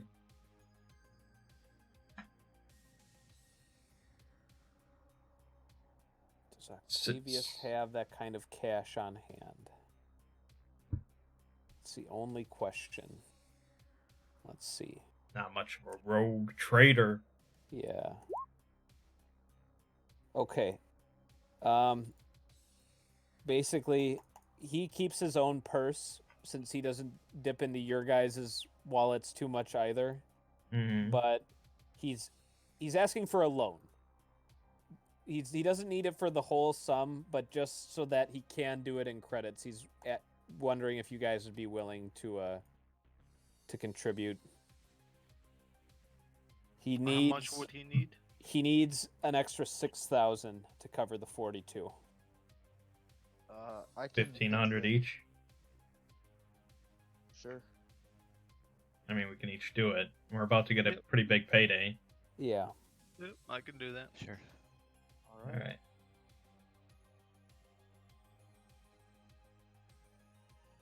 Okay. With that, Octavius is able to provide the credits. Again, the official is quite happy with how everything's gone. Clearly, and you can see from like nearby security forces that this isn't always a harmonious process, but within an hour of arriving at the government station, your tithe has been documented. You should be in excellent standing should you ever choose to return here, and no no bad reputation throughout the sector about dodging Imperium dues or anything like that. So There you go. the painful business is over, and yeah, you guys are free to leave. Okay. Octavius would probably know the best place to sell this stuff. Yeah, he's gonna pull up the sector map.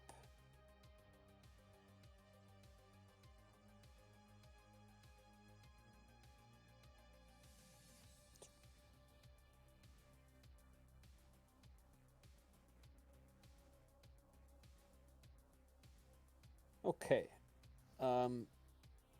He's got two suggestions. Where did I have? Gotta scroll back up in the chat quick.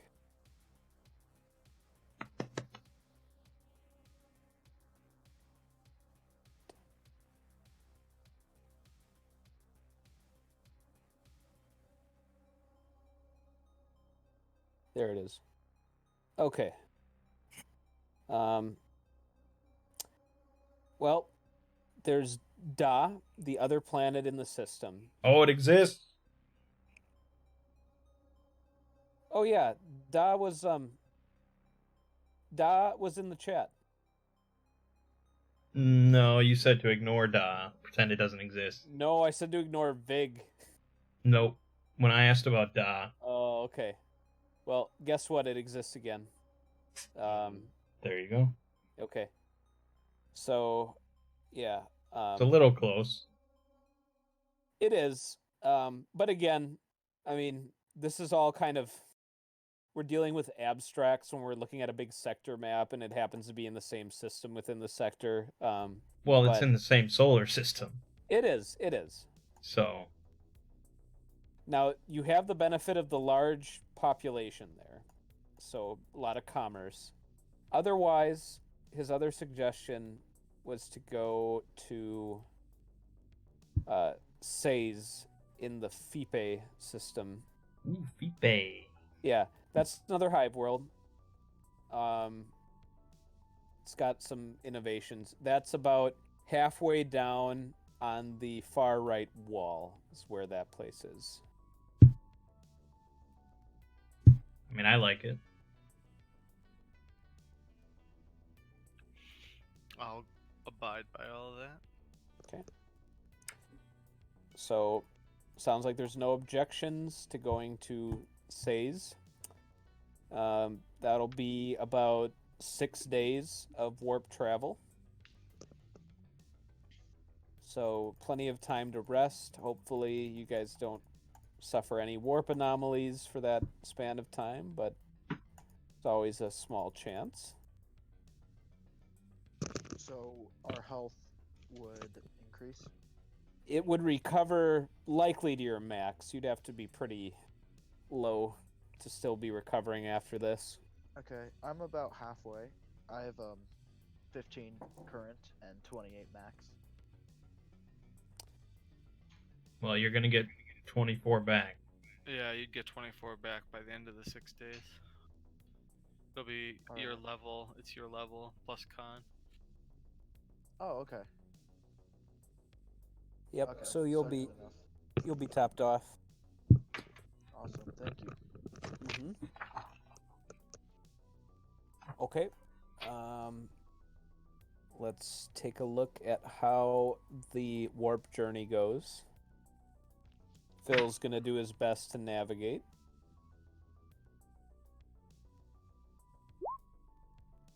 Okay. Reasonably well. You guys, you don't encounter any chaos gods or demons or anything of that nature. You're all good. You come through to a hive world that has floating cities, so kind of fun. Gives you some docking bay options, and certainly there's a lively marketplace here where you can hopefully get a good price for your crystal that you have. provided you don't want to keep any for your own uses. I did kind of allude to the fact in like my little planetary primer that basically this is a rare and highly sought after crafting component or sign of wealth. So could find any number of buyers here, but yeah, based on your conversations with Tacitus over your warp journey,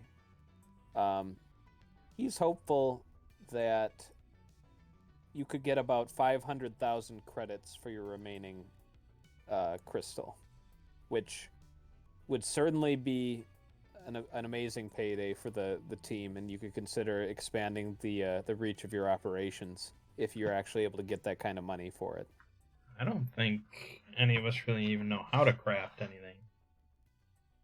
No, but that doesn't preclude you from going to a craftsman or some sort of equivalent professional and getting something commission work done or something like that. But it could be something to consider with skill acquisitions too as you guys level up. But I know there's a lot of good choices. And speaking of which, we'll give out 3 XP for that planet. Oh my god. That's another level up, isn't it? Yeah, Nice. So you guys level 5? we're racing. Yep. Foci. time. Okay, Get folked. what we Yeah, do.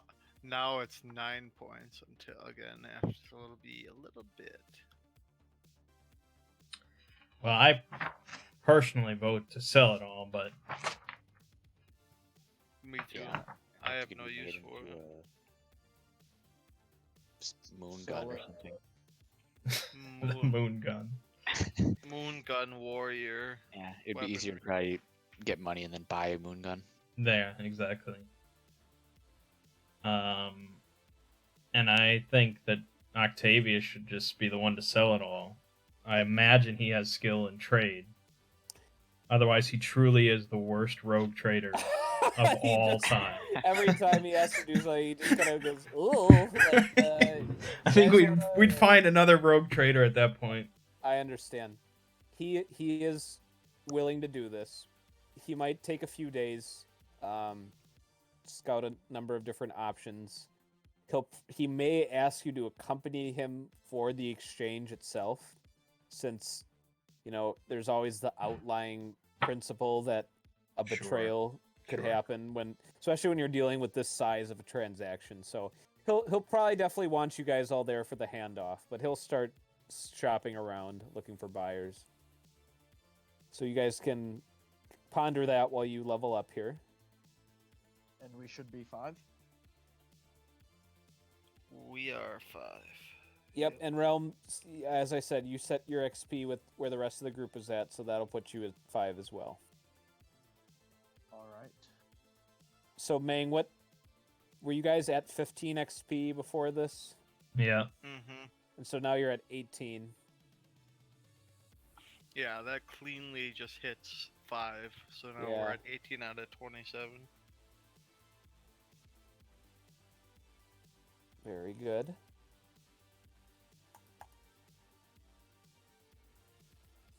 If you guys have any level up questions, I'll do my best to field them. What page would I find all this stuff on? I'm looking right now. So that's under advancement. Yeah, 56. Yeah, starting with 56. Yep. So yeah, it goes from 0 to 3 points we needed, then another 3, then it doubled to 12, then it added another 6, and now it jumps. So these are the big jumps. So this is where me and Realm get another boost to our attack. Okay. Because it's half your level, but at 5 we get another +1 for being part warrior. So you and I should both have, I think how it says, it should be a 4. 4 for attack bonus. Yeah, I think so. Okay. Yeah, we should be at a +4. Nice. And then yeah, you get to pick either a new Foki or increase one of yours to level 2. Let's see. Gotta find a folk.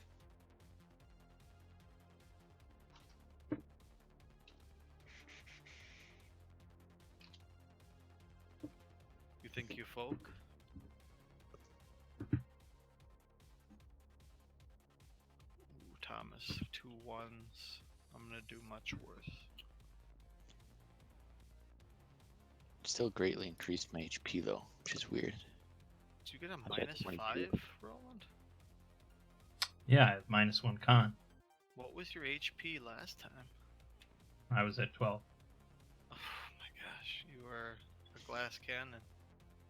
I mean, I've gone like 3 sessions without taking any damage, so That's true. You're also the strongest it's true. and the meleeist. What are the additions that I would add again for health? I think it's 10, isn't it? And then at 10, and then your con. So 10 for being a warrior, and then whatever your con is. If you have a +1 to con, it would be a +1 per level. So then another 5. Thank you. Yeah, con's the one thing I don't have.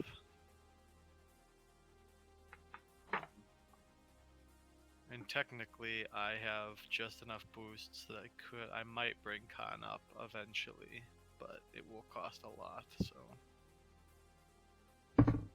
Does Roll20 show my roll? Because I'm not seeing anything yet.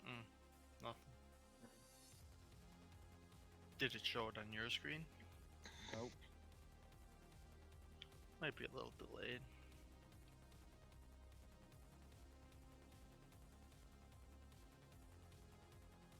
But yeah, I think Foki, I mean, it automatically does your saving throws.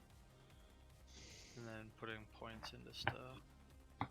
And I think now, Mang, have we hit a threshold that people could increase stuff to higher? Is it 2 now can happen, or is that 6? That 2 can happen. No, 2 is at 3. Oh, 2 is at 3, Yeah. or maybe is it 3 is at That's 6. 3 is Yeah. at 6. Okay. Oh, look at Man. that! Look at that! He's a beast. I mean, 2 6s and a 5. It's really like rarely in a system do you get that sort of difference between like one character's health and Oh yeah. Well, here I'll go last. Let's see what I.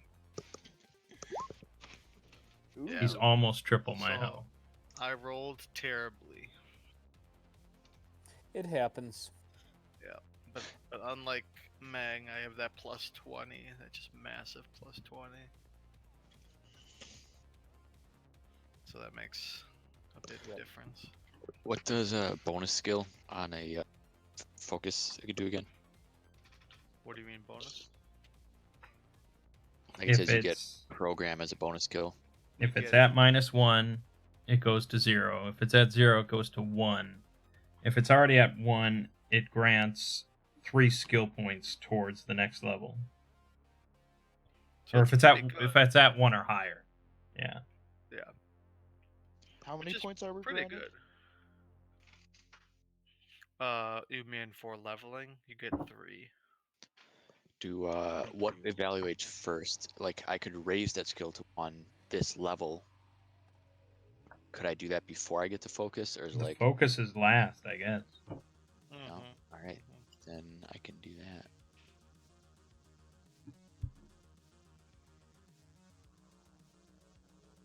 So that essentially would make it go from 1 to 2, right?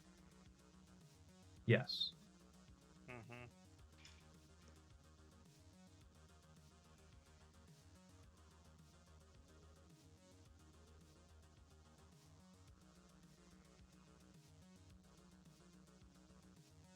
All right, I'm gonna, Alright. I think I'm gonna take hacker.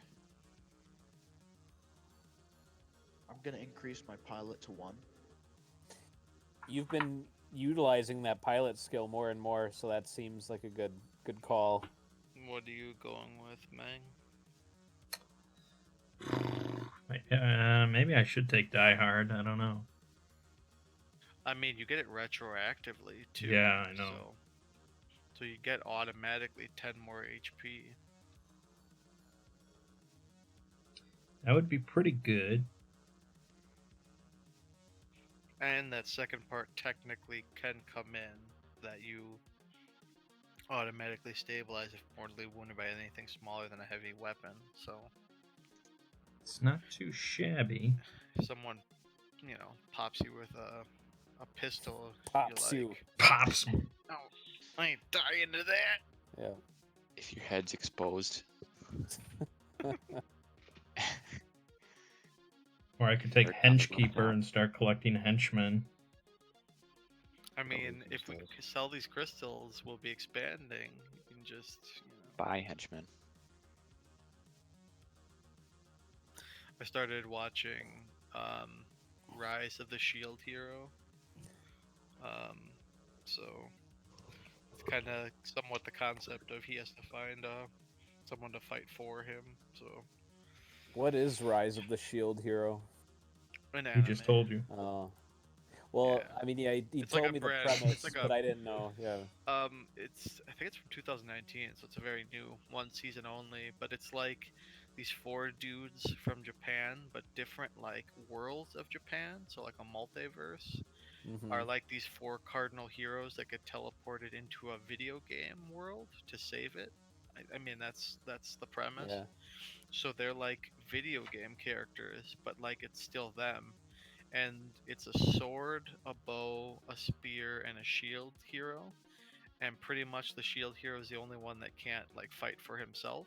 So like, and it all like goes to, like the shield hero is pretty much the crap hero. Like even the Mhm. world hates him and like wishes he wouldn't have come and wasn't a thing. Like, and Yeah. so it's this guy. So he's the main character. Well, yeah, it's the rise Yeah. of the shield hero and how Yeah. he does it. So That is what I took. okay. It's kind of it already feels like a commentary on RPGs, where like Mm-hmm. you want to just any character you play, you just want to give them their own kind of Well, slant. Sean, and make, it's yeah. it's Mert's anime. Oh, I'm never watching this. No, it's actually really good in the humor side of it because you're just like, oh my gosh, it's Mert. It's literally Mert in every way. Like, but We like, have to deal with you every week. Why No, would I want to watch but- a show about it? no. But in the show, they like the things that happen around him and to him, even in this like video game world, it is horrible. Like nothing like what you even like Frederick Zoller biting my girlfriend and doing things like. It's terrible what happens in this world. Even like the king is like crooked and corrupt and hates the shield hero. Oh, so the bad. king. It's Oh, so no. bad. It's so bad. Like you were just like this guy is like the biggest loser and everybody hates him. He's done nothing to like deserve it. It's Yeah. So I'm gonna take Ironhide. So my armor class should be 17. Okay. correct. Yeah. I think it's 18. It says round up Oh, okay. because I have can't that one. alter my armor That class. one. No, if it wait, I Half your don't think 15 plus half your character level rounded up. so. Yeah, I- 2.5. I have that one. So you I like how round- we take all this like combat oriented stuff and we've only been in what, like 1-2 fights maybe? Yeah. Yeah. Mhm. So you fought the parasite bone Yep, creature. I remember that. Well, That's the gone very wrong. the first on like the medieval planet, you guys Yep, have gotten that a was few that was a combats. fight. Yeah, and came close to death really quick. Yep. Mhm. But yeah, that's been you guys have been utilizing the ship a lot to your advantage. Which who can blame you? Yep. It's good. So I mean, what's to say this is kind of your guys' typical MO to avoid combat as much as possible. That's been so- my MO Yeah. for 8 And so- years. Yeah. And playing by that, I'm gonna increase my charisma because I have a negative in there, so I'm gonna increase it just Yeah. to set it to an 8. That's a good. It's a good idea. Stat increases. Good stuff. And then I'll still have 1 banked. Okay. See, It'll seem like I was debating on buying armor, but Ironhide giving that, I might do that as well because mine would go to like a 19 automatically because I have actually a +1 in Dex instead of buying armor that costs a lot to get to that level. Okay. But I Um, also debated on taking healer 2 level 2 so I could heal everybody once, but again that's combat. I don't know. but so is Ironhide. That's what I'm saying. One way or the other, but Oh, yeah. my survivability to be able to heal is important too. So I'm sure we'll probably be in combat again, right. but having- also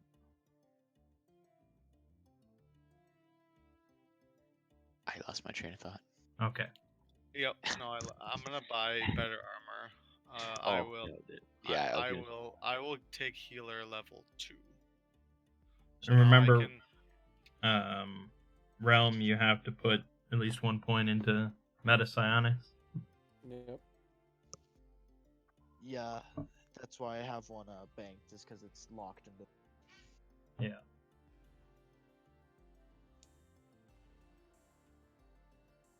While you guys are doing this, after about 2 days of arriving on Says, Octavius pretty much gives you the rundown. He's got 2 serious buyers for the crystal.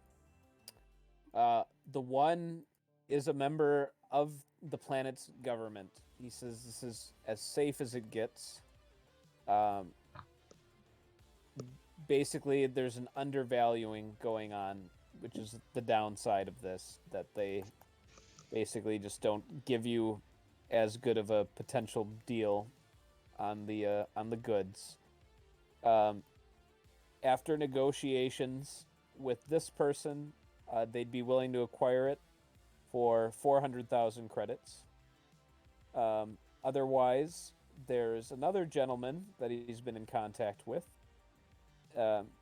Definitely a prominent figure in the mega city on this planet, but has a bit of a reputation, not necessarily as a criminal, but as certainly an ambitious individual, and he'd certainly, I mean, he wants you guys to escort him for either handoff, but especially for this guy, he's gonna want you there with him, but he's willing to give what basically Octavius was hoping for when you guys left the planet, the full 500,000 for the crystals. So you're looking at about 100,000 throne difference and incurring more risk with the other buyer if you go with that route.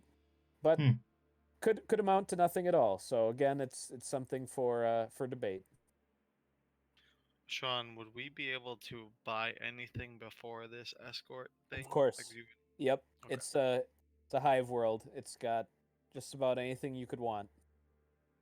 Okay, because I might buy some armor and a couple guns.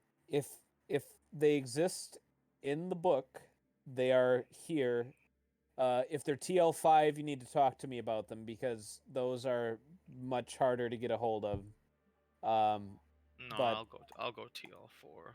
okay, Should if they're I just go the price of them? if they're on the- TL4, you can buy them, but you're gonna add 5% to whatever the cost is. So just run it on like your phone or Okay. your computer. Yeah, got it. Yep.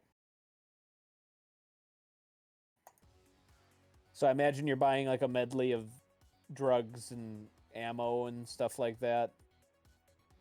Any like particular purchases you want to make note of?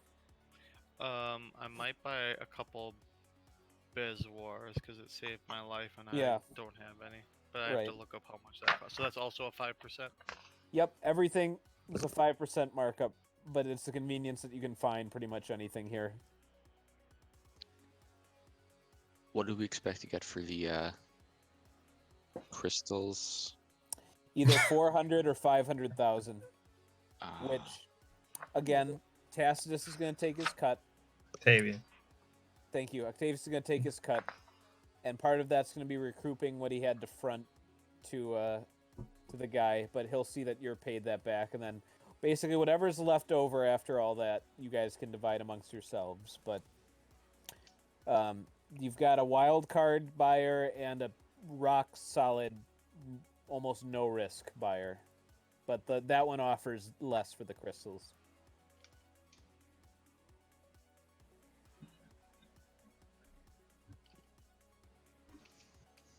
might be able to hire a rogue trader ship to investigate the remaining threats. Just collect a cut.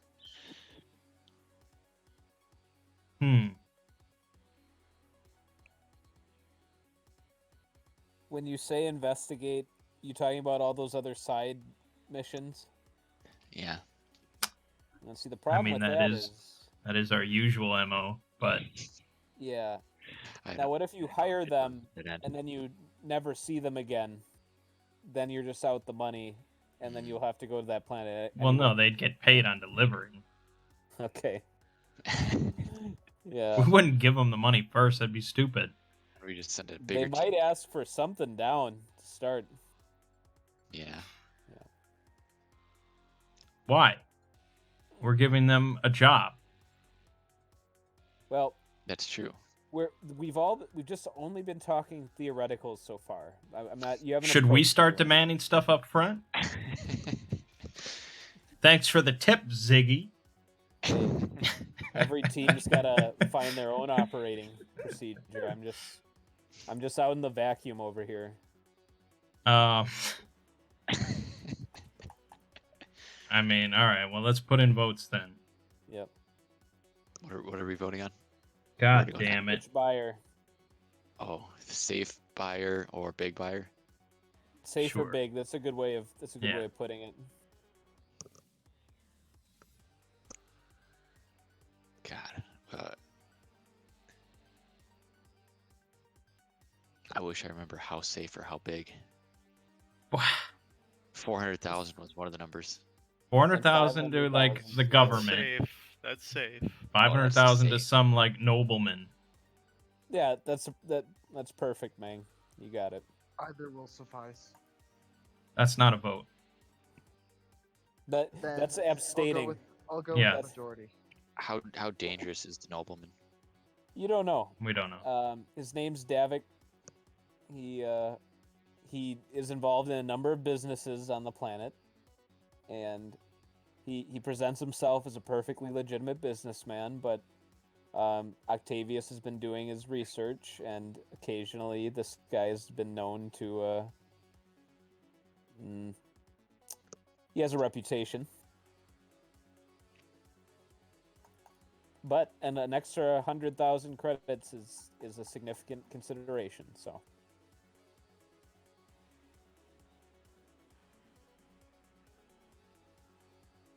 there's also any number of things you guys could do while you're on a hive world.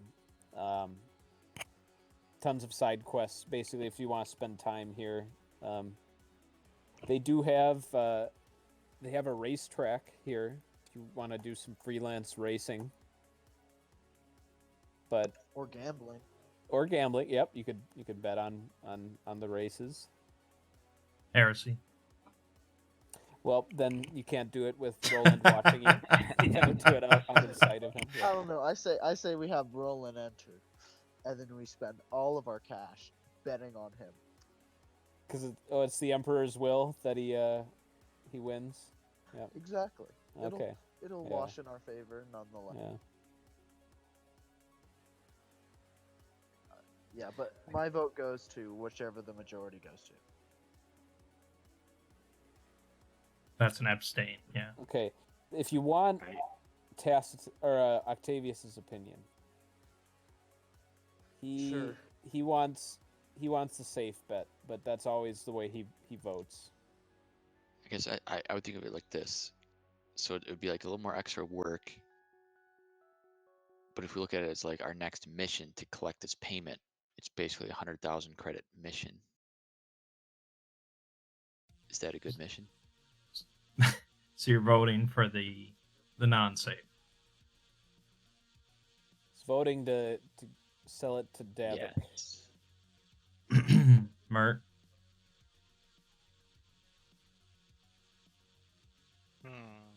But I mean, having 400 in hand. It's 2 in the foot. Yeah. 2 in the 2 in the Worth- bush. Yeah, it's worth 2 in the 500 in the pocket. bush. There's a lot of witticism being slaughtered right now. Yep. Yeah, so yeah, I mean, if 400 in hand is worth 800 bush, then I guess that's a clear winner. Actually, Okay. I've changed my vote. You gonna sell it to the government official? Is that the way you went, Mang? He hasn't I voted yet. was voting last because I feel like usually when I vote, it sways everyone's opinion. But I mean, we've never had a haul like this. It's way more than we've seen. Being too aggressive and taking risks and losing everything just doesn't seem like worth, even though it's a fifth of the amount of loss. I mean, we still make quite a. We got away scot clean. None of us got hurt. You know, like it's a win-win in my opinion to go the 400. On the other hand, we take the safe bet and then we just do something else risky. That's our job. yeah, Right. that's true. I don't know. All right. Well, I also vote for safe, but that's because I'd rather the money go towards the official government of the Imperium than some bitch ass noble. Some profiteer. Yeah. But that's just, that's how Roland thinks. All right. Yeah, 400 in hand is worth 800 in the bush. Okay. You bring the crystals to government official Dinyabalu. It is verified by their scanners and technicians that the chemical composition is what you claimed it to be. As you can imagine, there are a number of, synthetic forgeries and other things that circulate around the system from time to time, given that this substance does have a reputation in this sector, especially as being highly valuable. And everything is in order. And in fact, they are quite happy that you did bring it to them and that they get to compensate a rogue trader and his team for this, as opposed to whatever other arrangements you could have made. And while you do accompany Octavius, at no point do you feel like they're closing the blast doors or your ship's being boarded while you guys leave. There's nothing to ever indicate anything dangerous or hints of betrayal. And you receive some massive chests of thrones. And Octavius takes on the burden of counting it. It's all there, and he's going to process his cut and then give you guys yours.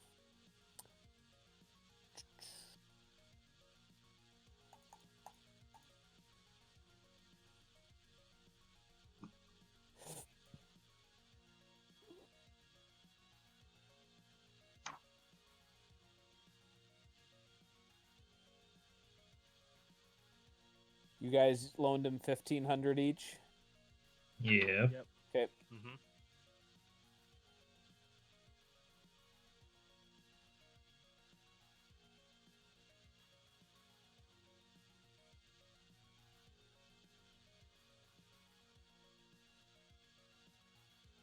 You each. Hold on. Let me make sure I'm doing this right. Yes. Okay. You each add 74,000 credits to your inventory. Dang. Dude, we can all get storm armor. But how will we look in storm armor? And I just Like- bought. Like miniature Space Marines. Yeah, pretty much, exactly. yeah. It's pretty good. I mean, I'm cool with that. I'm cool Yeah. with that. Did 75k? 74. 74. Dude, if we were It all in was- storm armor when those hooligans showed up on that other planet, ooh, That is nice to think that we can just stomp around on like lower tech planets and just But take everything again, they have. Yeah, it's gods. but there like is Sean said, serious. That's T5, so we'd have to deal with. What we'd was have it, to find 5%? someplace- No, that's TL5. So like it's. He said it's hard. That's Yeah, more difficult not- to find. Not everywhere would have T5 tech. This planet might, but you'd have to do. It'd be a little bit of a mission just finding some place that would have it, but you can eventually acquire it. It's just not like when we do like our big grocery list where it's like, what do you guys want to buy? It's a little bit more involved than that when acquiring TL5. But yes, you could potentially get the storm. What were you armor. talking about with like a 5% upcharge or something? Mert That's was doing for shopping before you shopping. guys did the deal, and I was just saying like anything TL4 is here. He can buy it immediately, but it's a 5% upcharge just for Oh, okay. convenient. Yeah. Right. Is there anything TL5? Well, that's the thing. You need to specifically tell me what you're looking for. That's TL5, and then we'll go down the rabbit hole. with that. Mang, you know what you can buy now, The right? field emitter. What? A vortex cannon. Panoply. Because if I get the storm armor, that just Uh, matches, I think, my current armor class. Where the Uh, fuck is that? No, it would Heavy weapons. be Oh, just one shit. extra. 75k. Yeah. There you Uh, go, Thomas. 5d12, 1000, 2000 range. Just. Oof. I like the sound of that. Where do So- you? They can only be mounted on grav tanks and other vehicles. Well, I'll buy the tank. The most Or a expensive vehicle. handheld gun is a distortion cannon. Yeah. Which isn't even that expensive. No, it's not. And I already have like a better weapon, Yeah.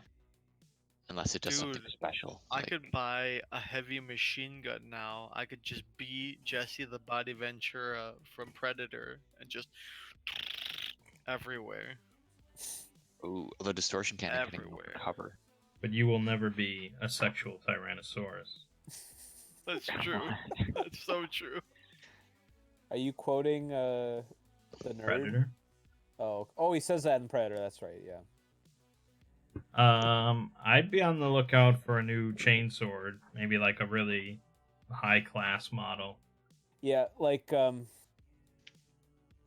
maybe like reinforced with like nanites in there or something cool. Yeah, That would something be pretty cool. something blessed by the Mechanicus. Yeah. Ooh. Okay.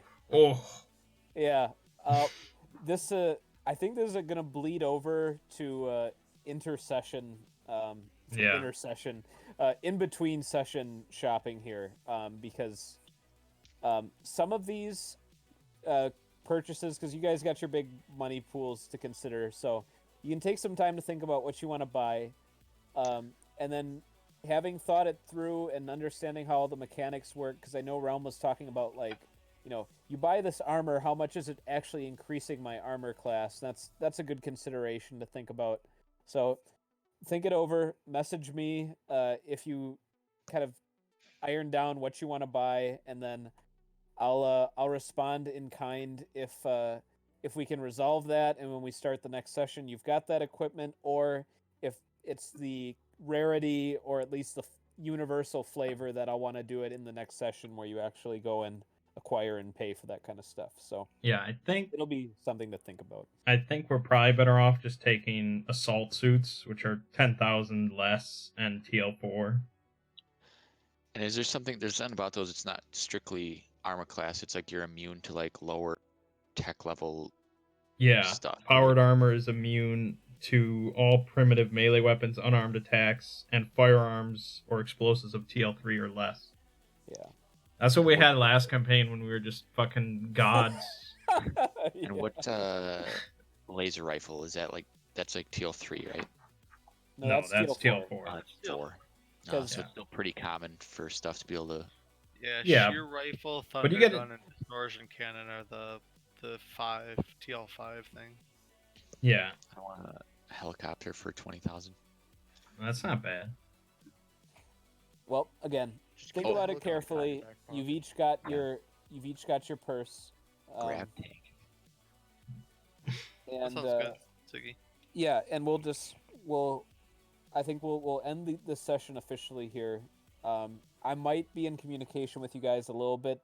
Also to think about what your plans might be for next session, because now that you've got this, you'll probably be wanting to rebase to either one of the planets suggested earlier, or if you have other plans in the sector, or if you want to go see if Ovum needs help killing orcs now or anything like that. Just think about it a little bit. But if the sooner you tell me, that can help me get craft a little bit more of a detailed world for you guys to encounter, because it is a sandbox campaign, but it is helpful at least when I have an idea of where you guys want to head to next. So just think about that. And if you want to even discuss it, here for a bit too, that's fine. But we won't be dealing out any more XP for now, since coming to this planet was just basically choosing what to buy and stuff. But once you encounter a new mission or something, you'll be back on the road to accumulating that XP.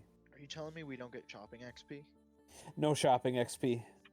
That would be a different system and campaign entirely. Unbelievable. That would probably appeal only to me. Yeah. That sounds good. Yep. So Yeah. think carefully what you might want. I will also say this though. Your ship has a capacity limit, and it's not going to be able to fit 4 helicopters and like a lot of cargo apart from that. It would probably could probably fit honestly like a helicopter and like a few land vehicles, and even then you'd be restricting the other kind of cargo it could carry. So you'll have to moderate your vehicle purchases unless you want to try and sell the free merchant vessel and try and just get a whole class Yeah. higher ship. But I assume you can get Yeah. cyberware here. yes. Okay. There's a nice big Mechanicus temple nearby that you can go get that work done. So, yeah. A grav flyer might be a nice team purchase. Ooh, that cyberware, that'll be something I'll look into for sure. Yeah. I mean, I bought stuff like I said I would. Laser rifle, laser pistol, armor, grenades. I bought some, and some demo charges. Oh yeah, I should stock up on explosives. And then some bezoar and some whatever it's called, pretense cosmetic or pre-tech cosmetic or something. But even all of that spending still was like, I don't know, less than 10k, so I still have like 70k, almost 68k. So that's why I said I'll look at cyberware over the. You guys have an inkling of where you wanted to go next? I mean, do we want to try to help Ovum in some sort of? I mean, obviously that's what I lean towards because that's my character. And now But that I you've would- gone Die Hard. Well, sure. But I would think do any of them. Interesting, because we haven't done anything like that.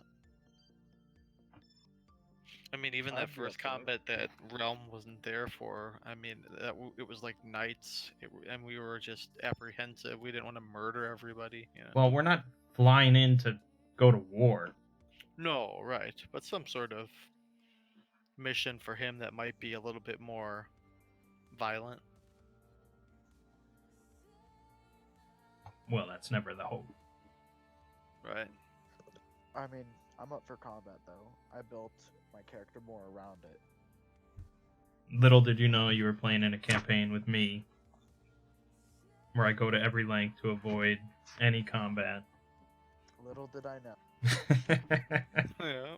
Little did you know. But hey, I mean, the others they've been playing with me a long time. And they still build combat characters. Yeah, I mean, I can't avoid it still all. Happens. Yeah. No. My character is kind of bad at that. He just had a 7 charisma, if that tells you. Yeah, that's why I always build a charismatic character. It just didn't work out this last time. I mean, I think I just seek bigger and more rare alien guns. So You don't own any alien guns. don't I own 2? No, you own like prototype human weapons. Well, I still seek them out. Like I want one. So I don't know if I'd allow it. an alien gun? That's heretical, man.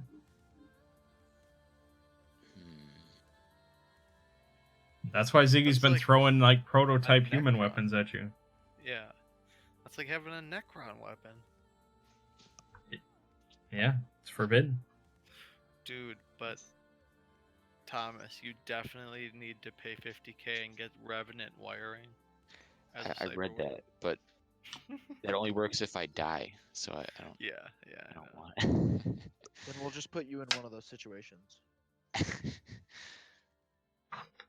It's also TL5. Yeah, no, I know. That's like for our. If we had henchmen or something, we would give him that. That's expensive True. for a fucking henchman. It Yeah, just doesn't seem you like a lose good that investment. henchman. It only works if the person's killed.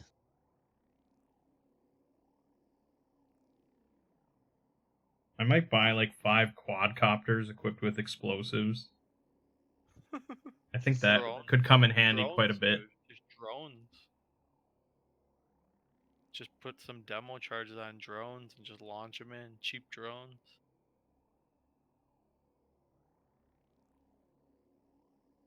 You can buy a primitive drone for 250, equip it with a bomber fitting for 500, Mm-hmm. and they can just drop bombs. Mm-hmm. I mean, obviously AC wise, they don't. If they get shot at, they won't hold up as good. But if we go back to that night medieval planet, Huh? Ziggy, I think we're leaning towards helping Ovum. With fighting orcs or investigating that planet. The investigation. I think that's an excellent idea, and you're not bound to that by any means, but sounds good. I'll keep that in mind. Okay. All right, I think that's I'm it. like, We can shop yeah. on our own time. Yep, and Oh, Mang. message Ziggy whenever you want about if you feel like you've got your purchases set to go, and I'll see if we can resolve that. But Mhm. you guys keep that in mind. Yeah. Mang, there's literally a suicide charge drone thing. That we can strap to you. No, it says it's like a fitting. I might get a medical drone. I could stack a bunch You of are a medical- medical drone. Yes, that is true. Suicide. Oh, suicide charge. Perfect. Yeah, literally, it is literally there. That's pretty cool. Didn't Studs have a drone for like a day when we played this? I don't know. He Or is just that a gave different- TED Talks like every mission. TED Talks. Just danced in Huber in the moonlight. There you go. Alright, well, a drone might be a way I go for sure. For not what you're doing, but for something else. Maybe a non-primitive one.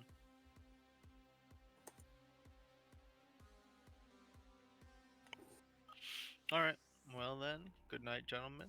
We Yep, will good night. speak Yep. It's nice again. when we don't get interrupted by inclement weather. It's good. Yeah. Yeah. Mm-hmm. Indeed. All right. Alright, guys. See you next week. Yep. See ya. Stay safe.